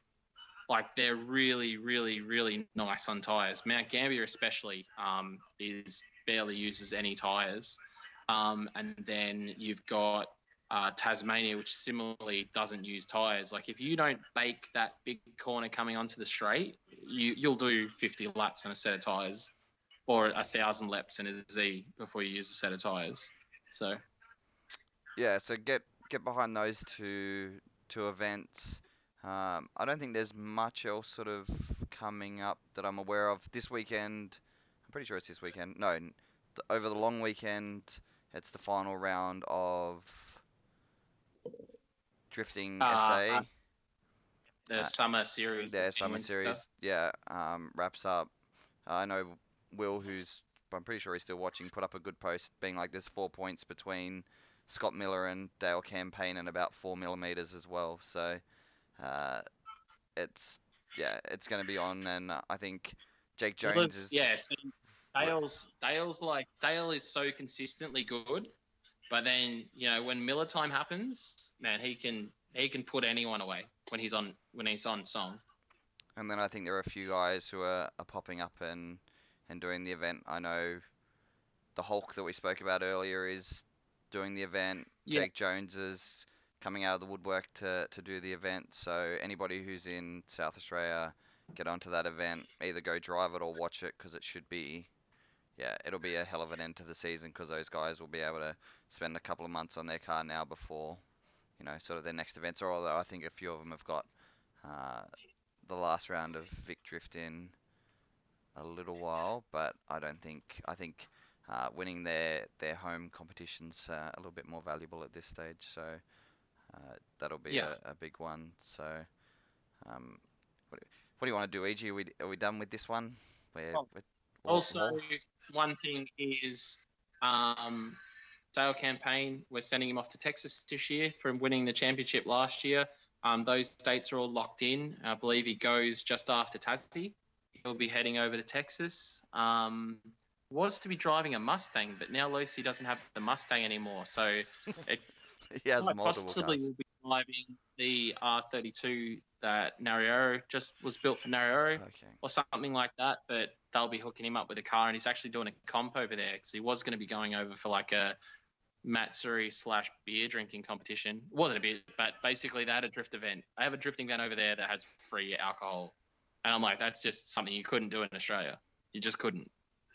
Well, For starters, you'd need like trucks and trucks and truckloads of alcohol. And no one would actually end up driving. but isn't American beer just fermented water anyway? Yeah, but if you drink enough piss, it'll get you drunk. Uh, But anyway, like that's a cool thing. And also Green Hill. I'm just waiting for the King of Europe guys to confirm a date, but I think he'll be going over to Greece. And unfortunately, when IDC changed hands, there was some crap going on, but essentially Changed hands. Matt going to IDC. But now, unfortunately, that won't be happening. So he'll either be going to a Texas event as well, or maybe some other relevant event, like something that'll be really awesome as well. Just yet to confirm it. It could be an event in a different part of Europe, or even, like I said, an event in the US, or possibly Scotland. So I've got some connections over there for some events and whatnot, and doing deals in the background with people. So I'll definitely make something happen for him. It sucks not to like come through with the IDC thing, but it was out of my hands, and the change of business and all that sort of jazz. Yeah. Just sort of, we were a forgotten thought. So it's a bit of a pain in the ass for us. Well, But honestly, I'd rather go to Blame- a Texas event after watching more and more of the Lone Star Drift stuff and watching oh yeah, Taylor Ray's it looks latest so- video and all that. Like that's DCA 100%. DCA and Texas Lone Star would almost be interchangeable at this stage. 100%. Yeah, me and Lucy have a lot of very, very similar views. We get along really well. When me and him sit down, it's literally like hours of conversation, and it's not like the kind of conversation you'd have with Stewie, where it's sort of arguing. It's like an actual conversation. So That's because you're both a little bit older and a little bit wiser. yeah, I guess Uh, we're not forcing our opinion on each other. We're sort of agreeing on a lot of stuff and sharing ideas more than forcing the ideas on the other person. See, I want somebody to start one of the street legal, like under the street legal regs that they're running in Texas, run a comp under that here. I think that would be pretty fun because that would suit perfectly guys like your Paul Thorns. My car's perfect for that at this stage, and a few other guys. As much as I'm telling everybody to go and get Z's, I don't really want everyone to go get them because then everything will get more expensive. No, but I'm in $80 doors and cheap tail lights, cheap headlights, cheap bumpers, all of that sort of stuff. Because they're literally just as disposable as tires to me. I just keep, tapping people and stuff. But anyway, guys, I have to sign off myself because I've got 3% left on my battery and I don't want it to cut off without actually saying goodbye. It's down to 2% now, so good point. Plug your channel and all that stuff. Like, subscribe. And I've got to help with my vlog because it's being edited at the moment and it's heaps quicker when I help because I know what I filmed. But yeah, if you can jump onto my vlogs and check them out, guys. We've been having a lot of fun with them and everybody seems to be really, really liking the content. And, we've been doing it for 5 days now and we're already up over 1,200 subscribers. So it's really positive and keeping me stoked. And regardless of whether we get subscribers or not, I'm going to keep doing it anyway because it's fun. You've picked up 9 subscribers since we started this, so. Oh, cool. Thanks, guys. What was it? It's just Luke Fink, wasn't it? Was Just it Luke a? Fink. Yeah.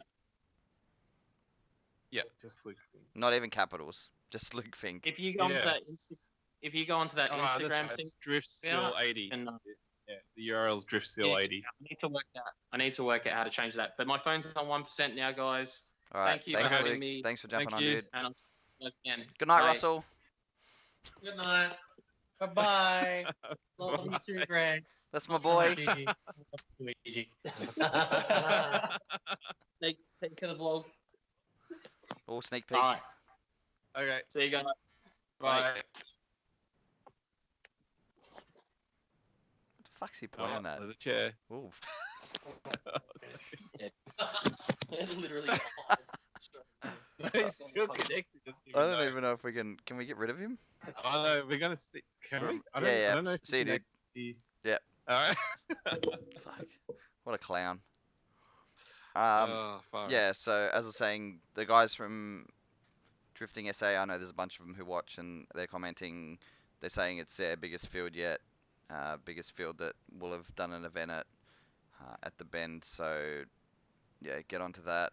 Hopefully they do their little live stream thing again that they did last time, but if not, it's not a huge loss because that event's about driving and not That about... live stream was good.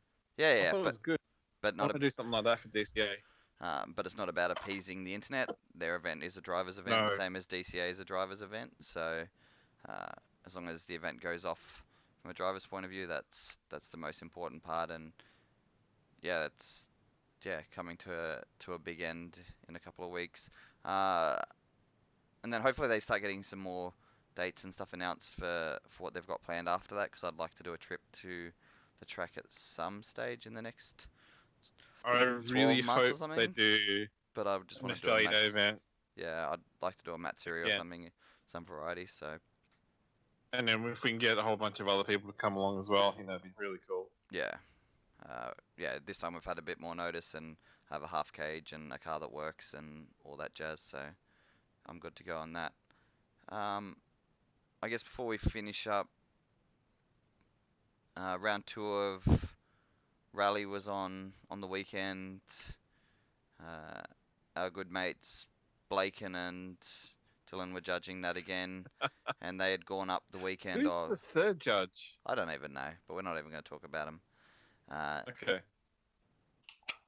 They went up and tested the layout that they ended up running on the same weekend as the Bash. They came down and dropped in and said hi on Saturday on the way back from Saturday.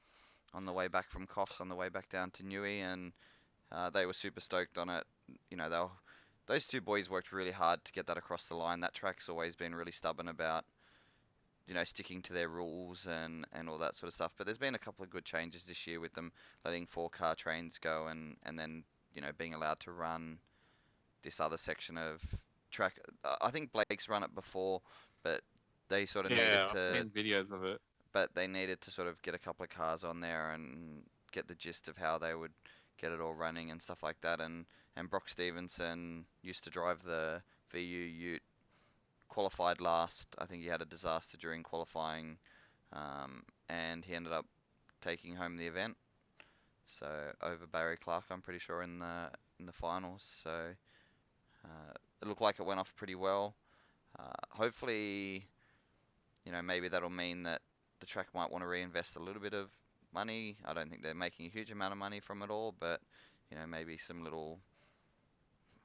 They've, I guess they've spent a lot of Upgrades. money on. Yeah, they've spent a lot of money on concrete over the years, but just yeah, make it that area a little bit more. Maybe cut out one of the transitions that you need to do through that section or something.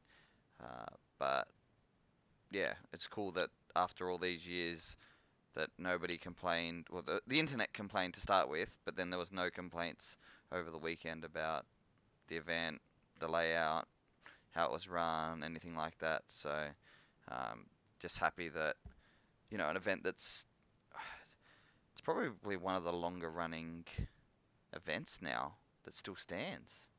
Consistently, yeah.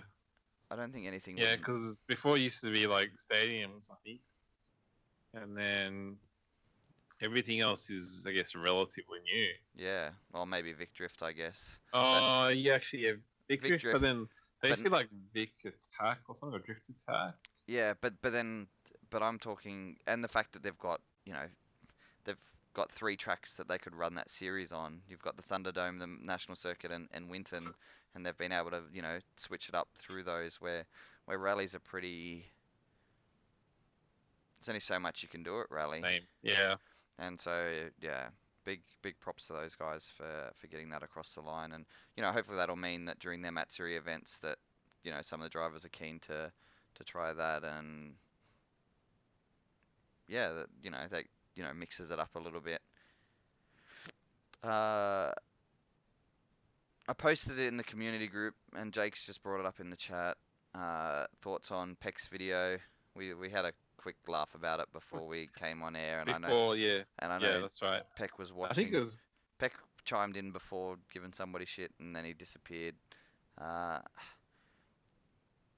I think Peck wasn't thorough enough with some of his points. If you sort of knew You're where he was. being nice. No. Like if you understood where he was headed with it. Politically correct. No, Yeah, I get If, it. if Yeah, you I know. if you Yeah, understood yeah. where he was heading with it and he'd actually labelled them properly, I think his points would have been more relevant. But when you just say comp drifting in Australia, you're talking. He doesn't mean. I don't think he meant like your rallies and your Vic drifts and your drifting essays and your super grassroots type stuff. I think he was more leaning towards talking about The, your Drift the Australias, your bigger sort of thing. ADGPs, Yeah. your All Stars, all that sort of stuff. Uh, Shola said she has some good points. Uh, but yeah, as I said, it's just too. He washed over it too much. Like I know we've been guilty of it on here, but he must have needed some content for the week, and I'm gonna give him shit and Yeah. say that he jumped in too quickly to He try did and do it. have. Yeah, he did have. I thought he had 2 good points, which we spoke about as well. Like I think we've mentioned it in the shows. Yeah. Previously, but otherwise, yeah, they were way too generalized And when you not generalize, because there's so really many thorough. tiers of events at the moment, and when I say tiers, I mean like your drifting SA and your Vic Drift are sort of that really well polished, well, and even your WA stuff is a pretty well polished state level series, multiple tracks, multiple layouts, all that sort of stuff. Uh, and then your DCA Queensland, I think this is only their second year of that. Uh, It's pretty new. Again, only at Archie, and Luke does everything he can with that, and hopefully this year's bigger than the last. Rally's super grassroots. Tasmania doesn't know what it wants depending on the year. Had 2 series, 1 series. Doesn't look like they're going to get enough entrants. Then 32 cars show up at the gate on the day. Uh, and then you've got your DCA National when it runs, and it's a national series but a drivers event. And then you've got your fucking Aegis over here dying. Sorry.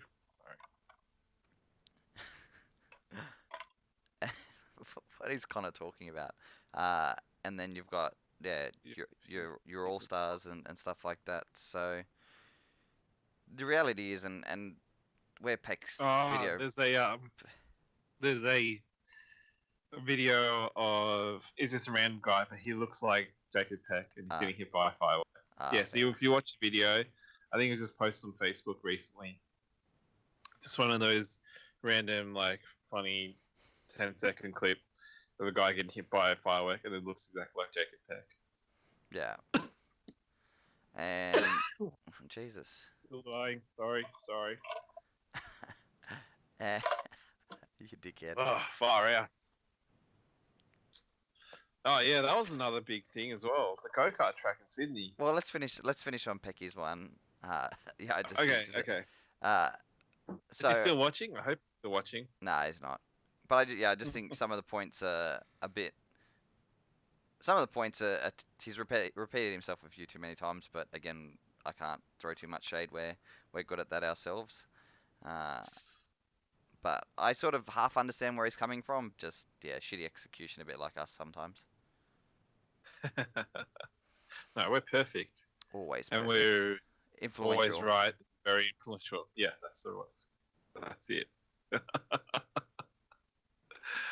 No, but I think he had a couple of good points, but that was it. It kind of wish he should have been more thorough about it and expanded on a lot of the points. Yeah, more so that. Benny, one of our avid listeners, has said any more info on the go-kart track at Sydney. I don't know if I end up sharing. I don't think I shared the little dumb summary, I guess, that I did for you guys in our group chat.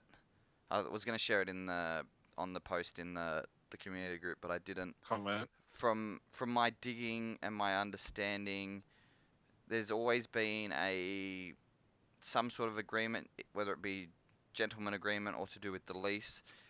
Basically, ARDC, Sydney Motorsport Park, isn't allowed to run go-karting, but they've just voted on a lady who is heavily involved with she is involved with New South Wales go-karting, which is the one that's currently breaking away from Australian go-karting.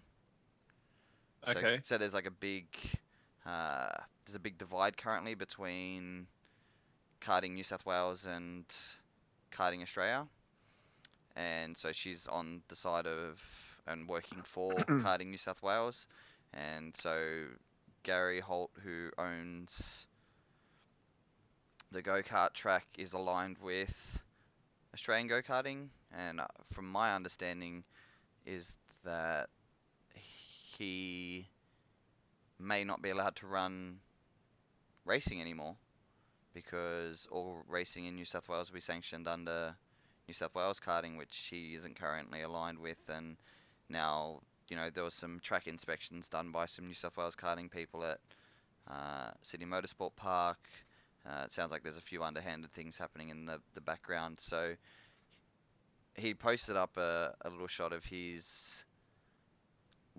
part of his lease agreement, and basically he's not shy in saying that he has protection, and if he wants to, he's done it before with Wakefield, he'll basically highly modify his track and basically turn it into a track that suits cars and bikes better. So And it looks fairly. Shouldn't say it looks fairly likely, but if things keep going the direction they are, then it will happen.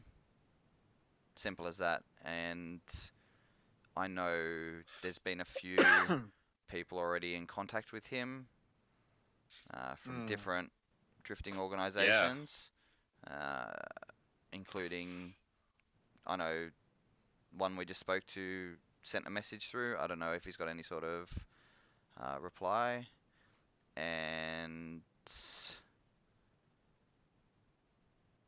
I know Nick was going to get in touch from Revolution. He was just giving it a few days to let it all calm down a little bit. Uh, so yeah, I think there's been a few people who've been in contact. Even I spoke to Chev. He had been in contact with them previously when he was trying to get a venue for a bash, and he actually got a fairly nice response from them, just saying, it's not actually permitted, but they weren't rude in any way, shape, or form. So I'm pretty sure Chev will probably have another dig at trying to run something there. But Chev's lazy and will only run one one event a year, and if Cotton Eye Joe's not playing, well, he's not down to jam or to bash, whatever you want to call it. And yeah, I guess in some ways I hope it doesn't happen because it's kind of really shitty for a sport like go-karting to lose one of its biggest facilities.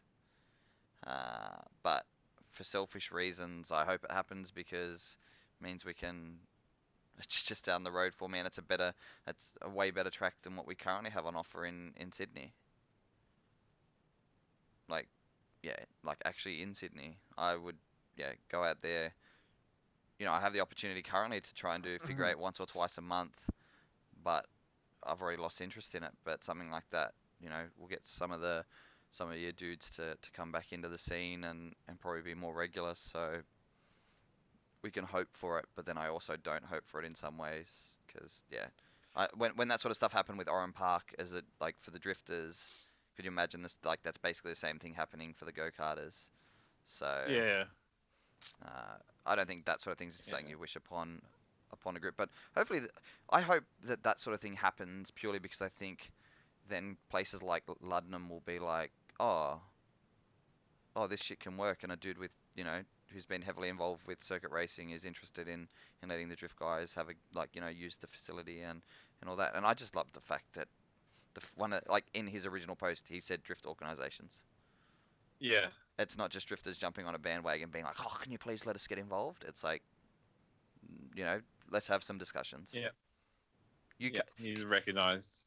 come knock on my door, rather than it being like, piss off, I don't want you knocking on my door.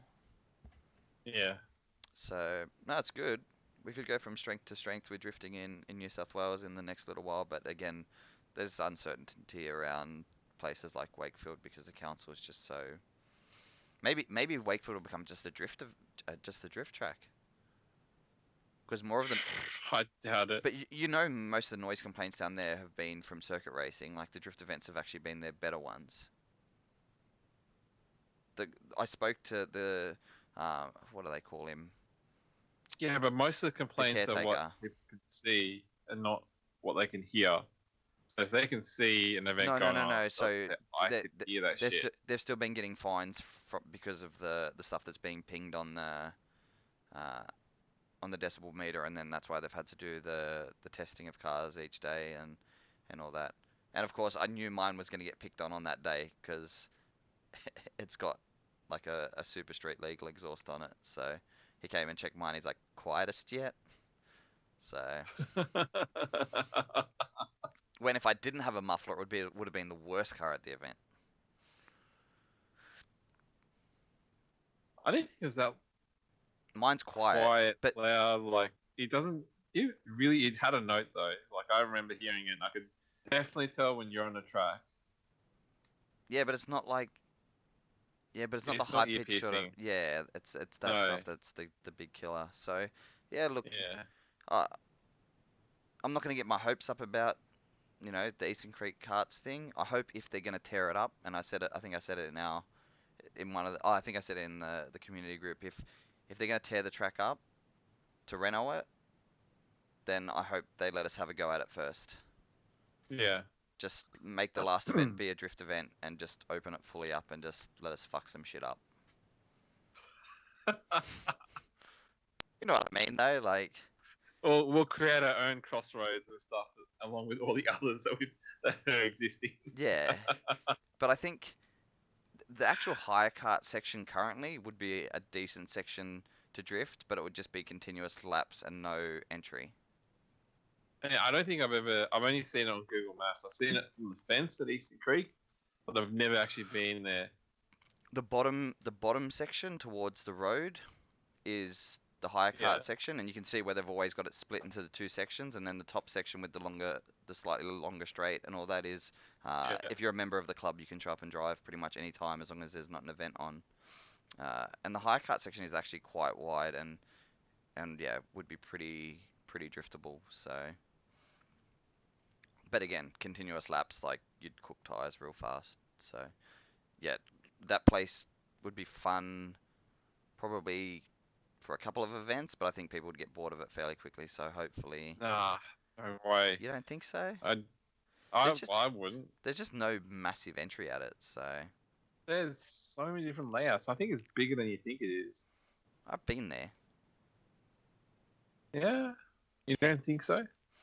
Uh, I look, it could do with a couple of just extra little bits put in here and there to, yeah, just make it a little bit more flowy. That the top section would be pretty fun, but And then a lot of people aren't ready for speed yet. They need to get that oh, sort of car control nah, down before they yeah. get that speed. 100. I'm talking for me personally. I'm not talking like it would.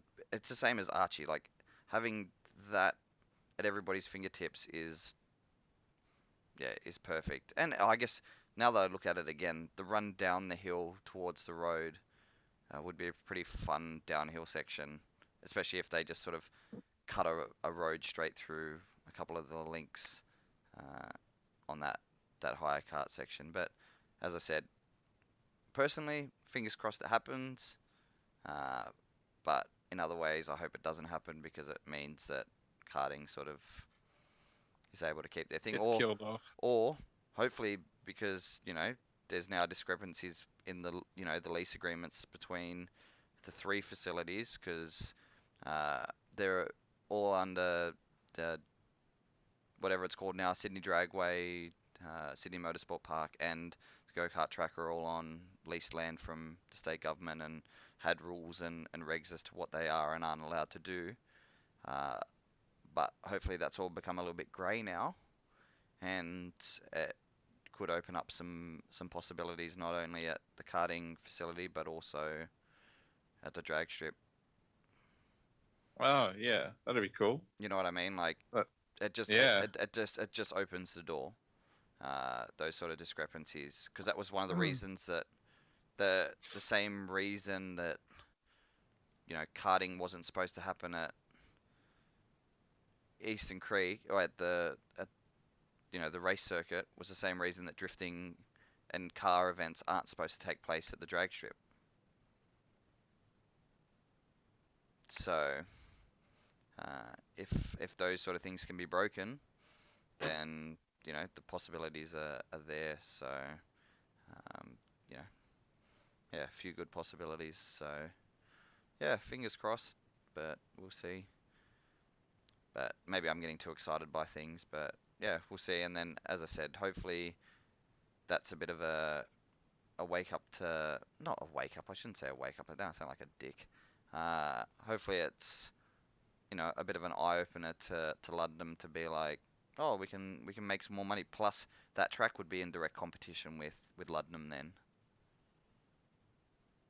That like if Yeah, but if I Gary thought Luddenham was like a bit put off by the response they got from drifters. Like, no initially. yeah 100%. But if the go kart track gets modified to be like a Wakefield style track, which is a Luddenham style track, then just down Yeah. the road from each other there will be 3 race circuits within 20 minutes, isn't it? yeah, 20 minutes, half an hour. Latinum's a bit further away, but yeah, Is it? maybe Okay. maybe half an hour of each other. Well, the fact that they're next door to each other, and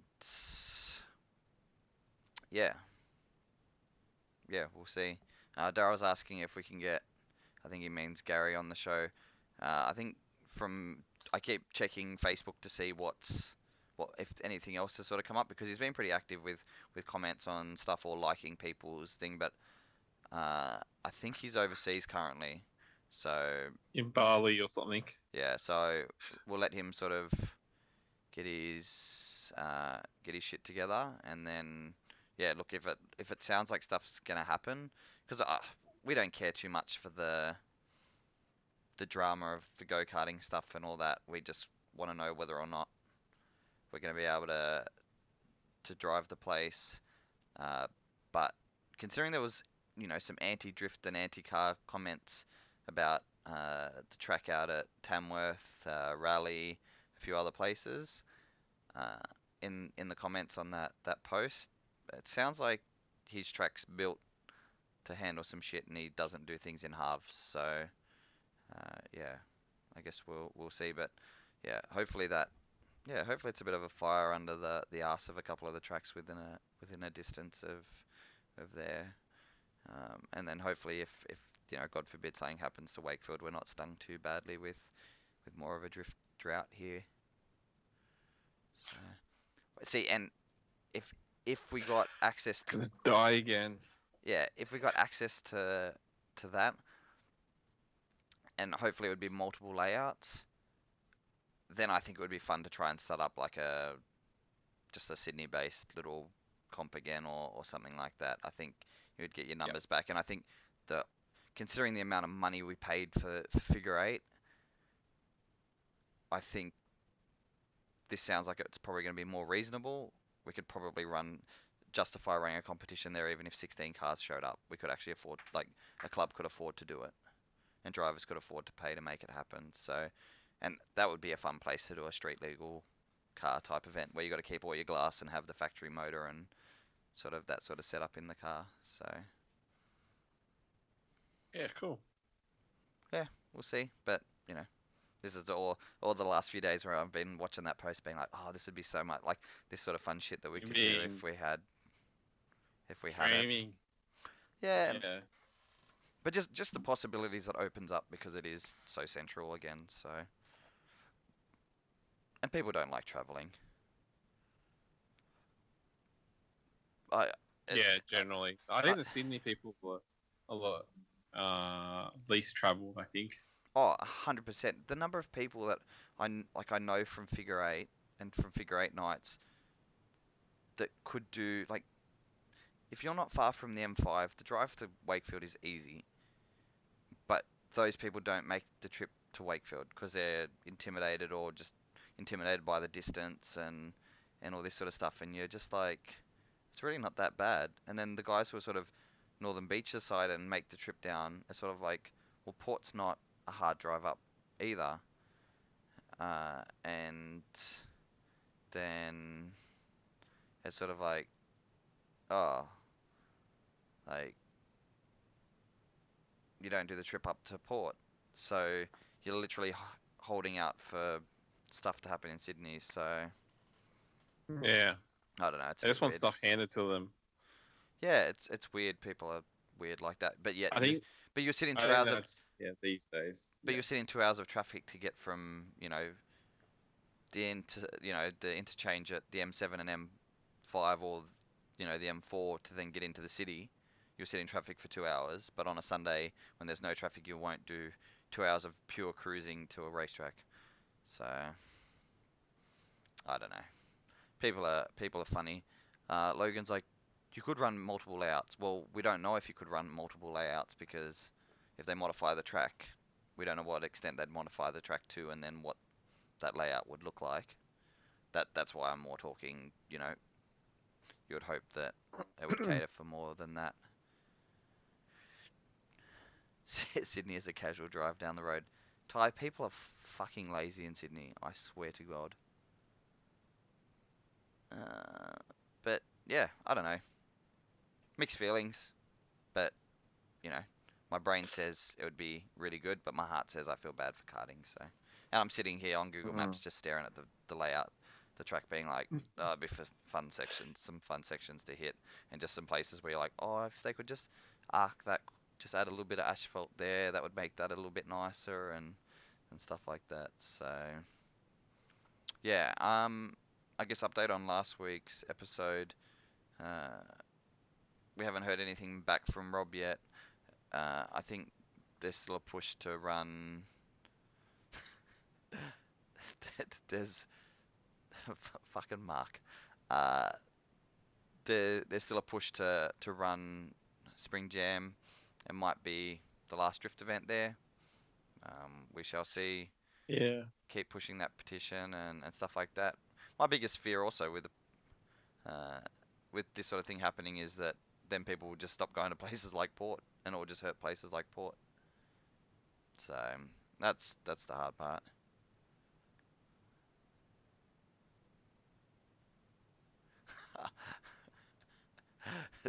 So Pecky's just made a decent point. Um, Going out of Sydney and then going back into Sydney is the depressing part. That's why people just don't leave because it's too hard to go back. uh, that's a good point. That is a pretty fair point. That is a pretty fair point. I won't. Yeah. I won't. Yeah, I won't argue with that one. So If they bring that point up, but I don't think it's that. I think people are just generally too lazy. They just yeah, no, it's too far away. yep, yeah. So yeah, I guess we shall see. I don't think anything else too crazy's been happened, No, but no, not really. it's just been all. This week has just been like as you said before the show. You're like, oh, not much has not much has happened this week. But then you sort of dive into the background stuff. Losing a couple of a couple of decent players in the Australian drift scene who have had some impact. Will always have a big flow on effect. Things like this announcement that the kart track, the owner of the kart track is looking at becoming multi-purpose potentially because of some you know broken leases and stuff like that. Uh, just yeah, all that sort of stuff all of a sudden adds up. Announcements like Luke with with Gambia and Adam and all that sort of stuff. So yeah, it's crazy. Man, over the weekend too, like I think there was Taipei drifting from Taiwan or Taipei, or it's the same place. Um, I've been there, so I know it's the same place. Uh, I just don't get why they call it two separate things. Uh, well, I think it was Taiwan when it was still China, and now it's Chinese Taipei because it's not China. Something like that. Yeah, I don't What? know. Isn't Taipei the city? Taipei City is the city. Chinese Taipei is the country. I don't know. But there was drifting on from Okay, there. is that what you mean? There was Ebisu Drift Series was on the weekend. Yep. There was second round of RDS was on the weekend. Yep.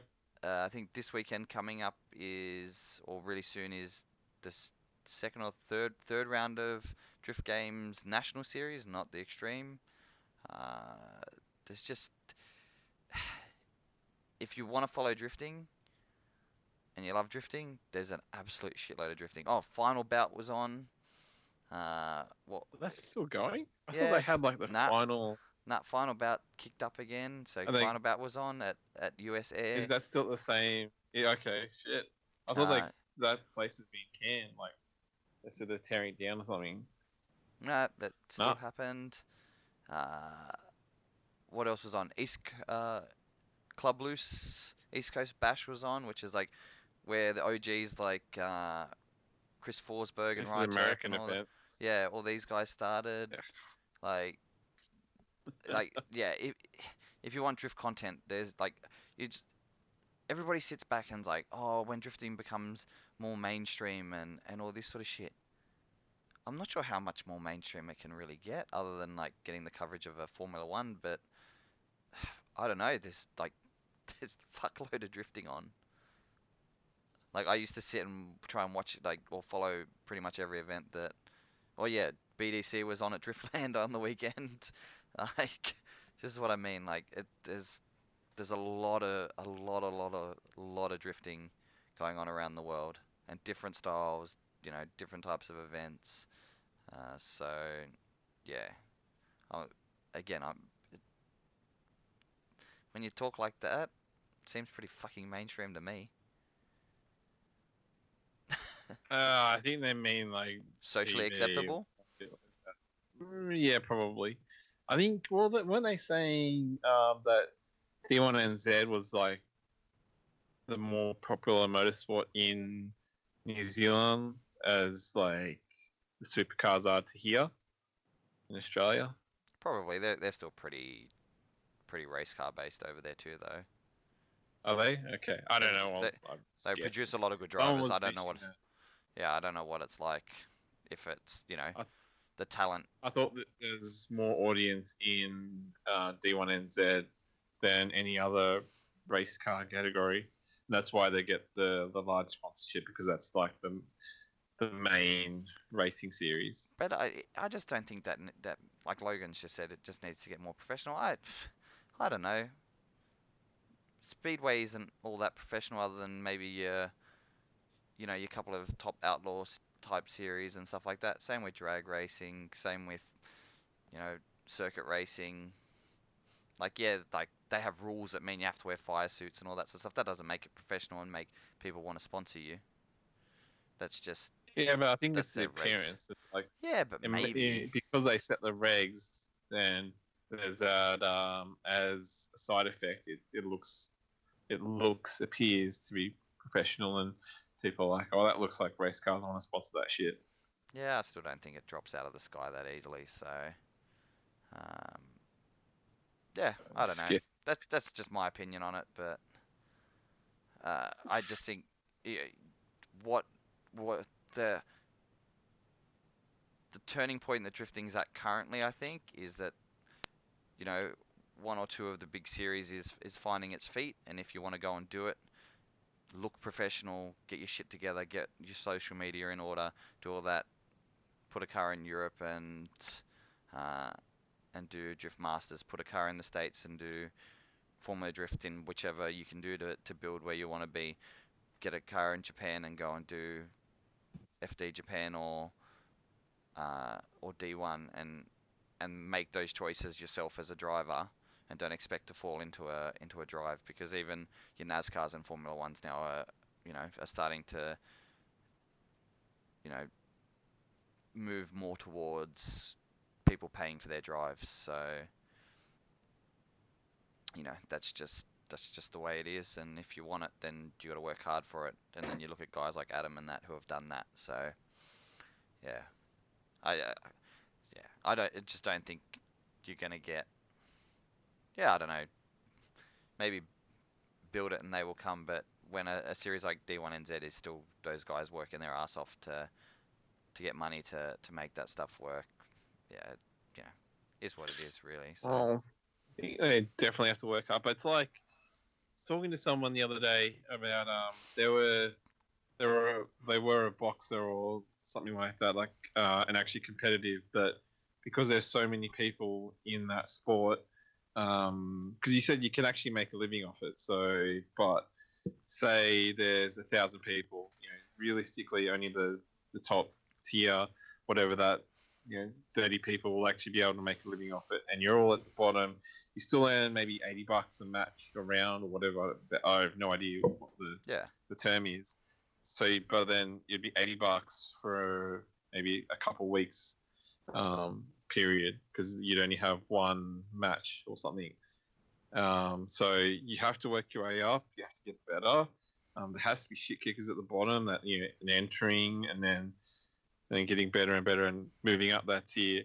And because there really isn't that huge a population of competitive people, you don't get that top tier stuff. Like you'd only be like, even if there is a top tier person at all. Like I just it might be that we're not at that position where the population is big enough for Well, yeah, a top tier person that can your percent sustain itself. yeah, your percentages are pretty much the same, but your population is much smaller. Yeah. So we need to expand that, and that's why giving people the impression that you could, this is sponsored and paid for is a bad thing. Like we need to actually bring more people in to actually make it more sustainable for the guys that are capable. Yeah, but that's again, that's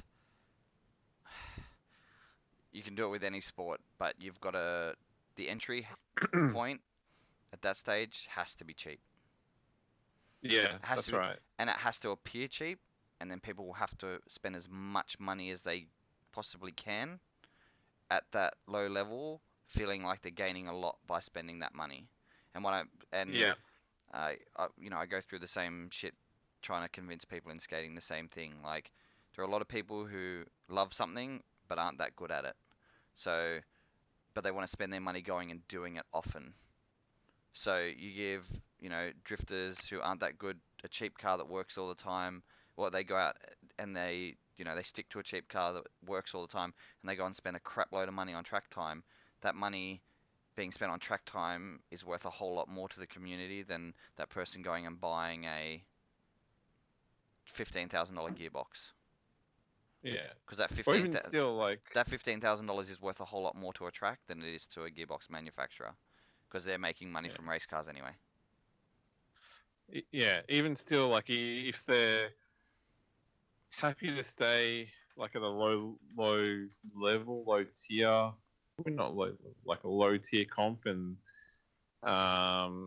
not progress there. I guess because usually as you go up, the car level goes up. But But you just have if to you look at, stick at that level, but you got to look at a then place like Raleigh and stuff like that. Guys like Ron Lang and Barry Clark have been doing that series for however many years. Their cars haven't. Oh, Ron's built another car and it's a bit more crazy. But Barry's always stuck with something super simple. I think he runs a bloody VG in his 13. Like who runs a 300 ZX motor in a S13? Uh, I don't know. he never pops the hood at the event, doesn't need to do anything, and just keeps going down and driving that event. But he's a good steerer, and he'll show up randomly to DCA events in Queensland and stuff like that. But there are lots of guys who are happy to do that. It's the same as local speedway and stuff. Like you go and drive around the same oval because you're just enjoying it. Then there are you more ambitious guys who want to go and do, you know, Yeah, multi-state rounds and stuff like that. So I think it's good. It's like there is a, a place for everyone to potentially be, oh, but they just need to understand where they're actually at themselves. no, they don't even have to understand that. They just have to. Because it means they drop out. So they're like, No, no, no. why But am I yeah, why am I not winning? Why am I not the best? It's like, yeah, well, but because you're not. That's so you got to work at it. yeah, but that's just even not being socially cool or acceptable to be like, oh, I don't want to do any more than this, or some of the guys who are at the bash and that's sort of their go-to event, but just being like, you know what, I'm just gonna go do a round of DCA Queensland because why not? But with no intention of Yeah, ever building a Nathan Greenhill spec car. yeah, okay, Like, where then you've got you guys like your Nathans who are in a good position financially to do that sort of thing, and you know able to make it work and do all that sort of stuff. So, uh,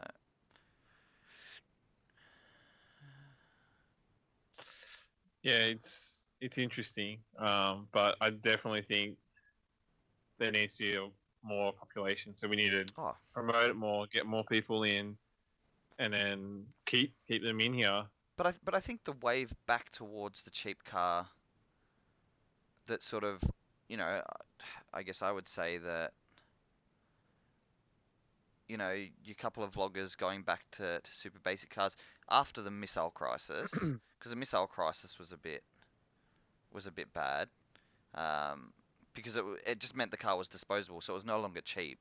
You just, you know, you'd buy the cheap car, crash it in a couple of events, and then replace it. Like that was what the whole missile car thing was about.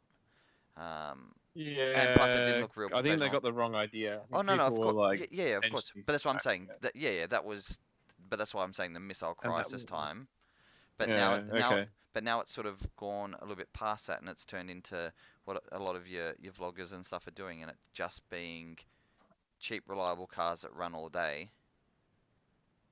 And that's where most people need to start. Have that car so that you can always drive, and then build something on the side if that's, you know, if you have the money and that's your thing. Yeah. And hopefully that, you know, becoming, you know, being more normalized, I guess, and more socially acceptable in the drift community, because for a while it was, you know, what was more socially acceptable was to try and build yourself a FD spec car, and now it's, you know, FD's full. Like there's, you know, heaps of guys doing that, heaps of comps around the world with that sort of stuff, and then you realize, well, I'm too far behind to bother at this stage until I can work my skill up. So you stick with something a little bit cheaper. So, you know, I think it's a good thing. I think we're in the right place at the moment, but it's just, yeah, keeping it sort of affordable. And yeah, in some ways, I guess it's the the good thing is the fact that, you know, some people are still crashing cars a little bit, so it means more cars are being written off, so people can use them as track dedicated cars, and they're coming up cheaper. Or Yeah. the fact that it, you know, there's been, I think even in the car scene in general, it's sort of moving back towards your hot hatches and that sort of stuff. You know, they're quick out of the box. You don't, you know, they come with flappy paddles, and you don't have to change gears, and you can be quicker than your mate. And it sort of, I think that'll mean that some of the prices on some of this stuff will slowly drop in the next little while again. Except I saw a fucking 180SX up for $23,000 with a stock turbo the other day. It was like a Type X or some shit, and somebody had Type five. X. Yeah, That's because it's 23,000. Type X. Who cares?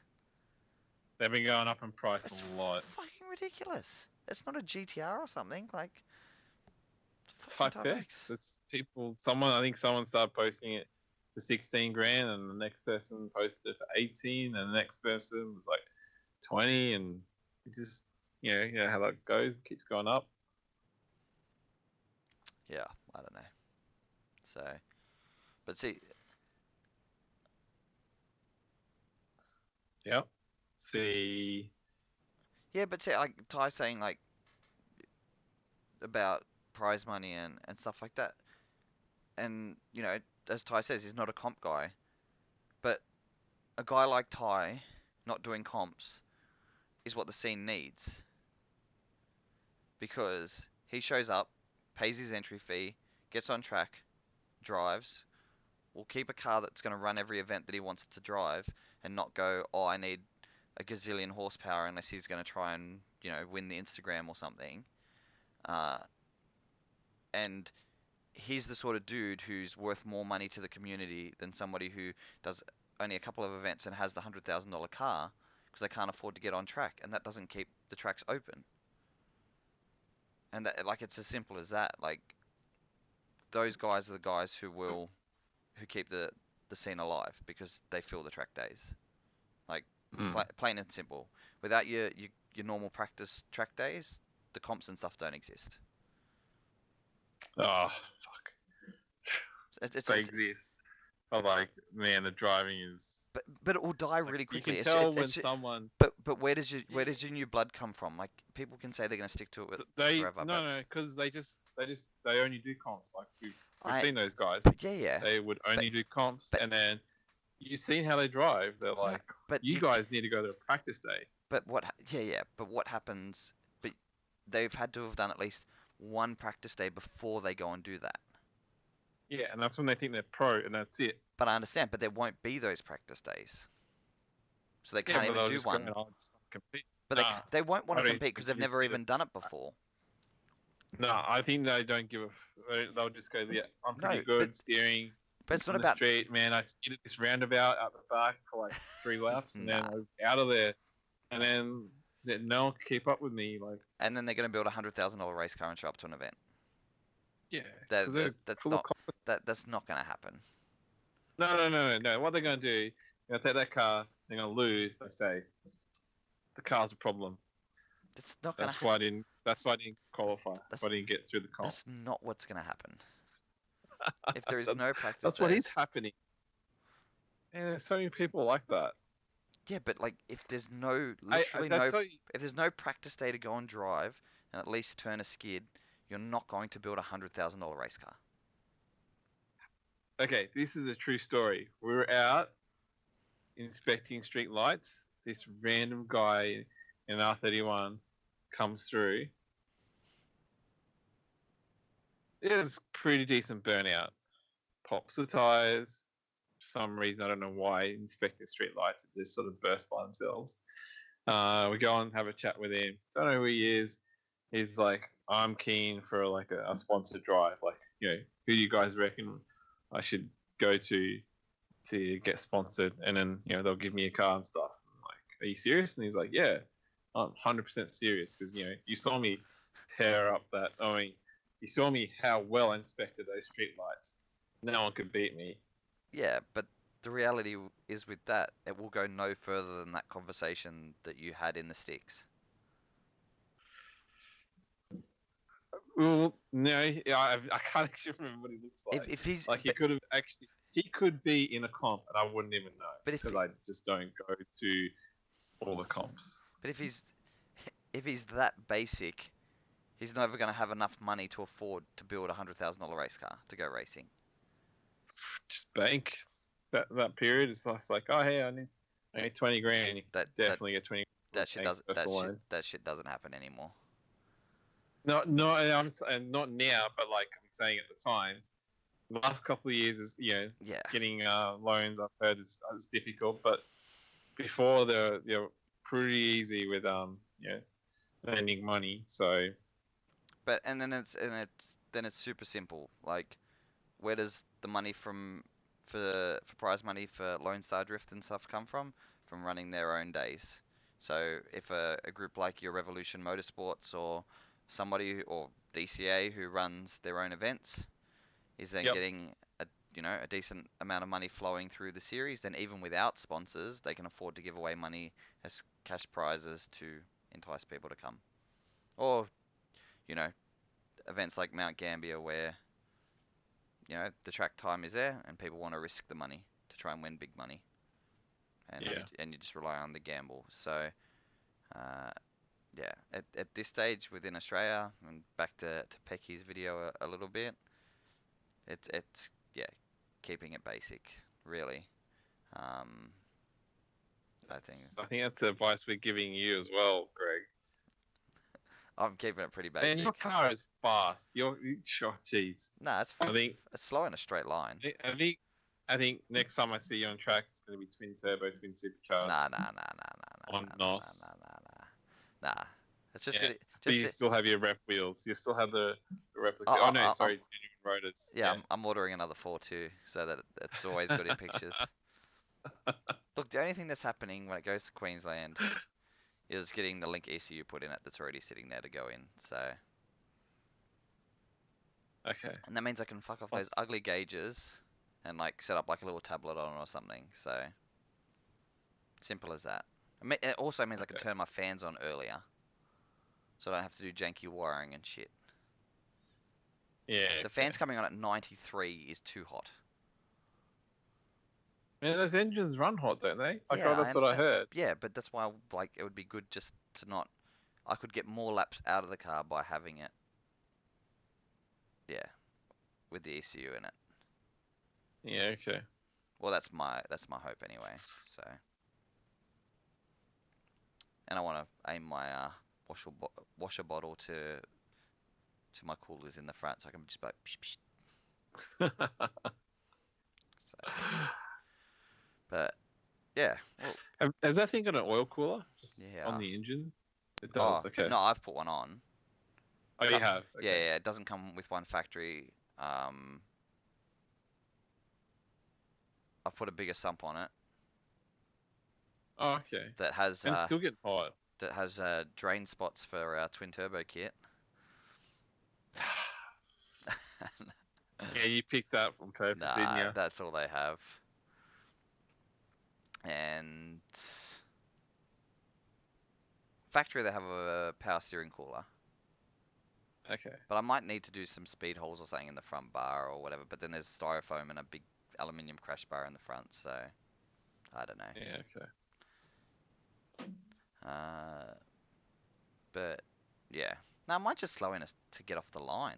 That's the worst part with it. Yours is quick off the line. I think it just doesn't have legs. Like off the line, the thing squats and it just takes off. Like I know, I feel like I'm like no, my But- wheels they're spinning. They're not don't have any traction. But no, it's your car. It's just But then, squats and goes. but And Paul's then when is you just get in the driving away corner, from me. but Paul's car's got like a In the freaking. look, let's be fair. In the corner, I'm quick because I don't have enough angle. Look at that picture. Like I'm gonna be realistic with myself here. The reason it's quick in corners is because I'm not carrying enough angle because it feels different to what I'm used to driving. And because it doesn't, Yeah, I thought it was pretty good, and I drive it, but not. Yeah. and I drive it differently because it doesn't have the legs. Because with the like with the Yeah, old car, okay. I could just get on it and sort of it would carry itself forward. Where this I sort of have to point it a little bit more where I want it to go. If that Yeah, makes it's sense. not too bad, I don't think, because you have angle at the important bits. Yeah, of So- course, but yeah. Aiden just said, "Why do all the ACT plates have a Y?" Uh, Danielle and I actually did some research on this on the way up from after we left Goulburn because Aiden had said the same thing. Aiden was the dude in the 15 who decided to punch the wall. Oh yeah. Yeah. Man, I never. I saw after I saw the video. Holy shit! That would have been real shit in my pants moment for Yeah, him. but yeah, Yeah. he got pretty lucky. It wasn't too bad. And Why'd you find out? that there was like a national allocation of like the numbers and letters for number plates. Each state, Yeah, got each given. state and territory, Yeah, it was a given range. yeah, Yeah. and now that range doesn't exist.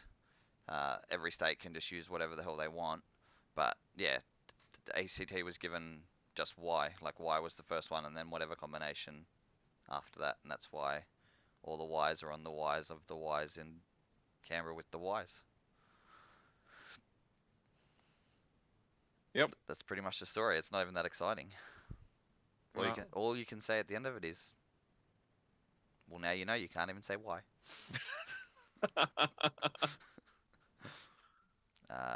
But yeah. Well, I'm glad to see our avid listeners are still there. These three boys keep the show alive. And Aiden's clearly still listening to us talk shit on the YouTubes. On YouTube. Yeah. Okay. But yeah, let's wrap this shit up. We always get stuck in that Alright. same discussion a little bit, but yeah, I think what? But yeah, I look, don't I get think that. yeah, I don't know either. Okay. All right. But yeah, the more people are showing up to the track, whether you're spectating or driving, and keeping that track alive, like that video about the NASCAR shit, or about the race tracks in America and all that. If people aren't spending the money there, then none of this exists. It's all dead, like plain and simple. If it's not Yeah. viable to keep it open, then it disappears. Like simple as that. No racetrack can stay alive because you have $100,000 race car. Yeah, you need to be injecting money into the track. Simple as that. So get over your live streams, your needing to be pro, your whatever without money in the racetracks, then it all just doesn't exist. So simple. Simple. Because I'm sure if Wakefield had a spare $500,000, they would just build a couple of massive embankments. That would probably be the first thing they would do with that money. Either get some big concrete barriers, or They can just put walls up, but that's like what I mean. yeah, Like like big, huge walls. yeah, that's what I mean. Like your Yeah. sound block ones, that sort of shit. I'm sure if they had a spare however much, that's what they would do. So, Yeah. and that only comes with people paying to be on track. So, yeah. Yep. All right. Well, we shall catch you guys. I remember now. Yeah. Yeah. What? I was dooring Paul at the bash. There's Ah, that clip that Ty took. yeah. Now he's the door daddy. Yeah. That's in the slowest. That was like the slowest corner on the track. So whatever. It was in the S's. Yeah, it was easy. And I could actually keep up with Paul because his car's just stupidly fast, even stock car, stock engine. yeah, I did this. Fast. Probably not as good as yours, but I got pretty close to him. But he gave me a nice wide berth to get it up in there at that stage. So Yeah. he's a good boy. All right. Well, we shall catch you guys next week. You here next week? Yeah. When do you go away? Nah, not for like That's another. ages away. Yeah, a few weeks. Okay. Weeks, All right. Cool. Few weeks. Yeah. I've been hammering. No. I messaged. Shit. Forgot his name. Peter. Yes. Well, Peter. Yeah, he joined and then left. So yeah, we'll Yeah. keep an eye on him. And then we might try and annoy Jake Jones once he's done round 4 of SA, and then try and yeah. and then That's try and this grab weekend. weekend after, and then grab Weekend after. and then grab the winner. So All right. all right, good night, guys. Get a win, otherwise it's not coming on. Yeah.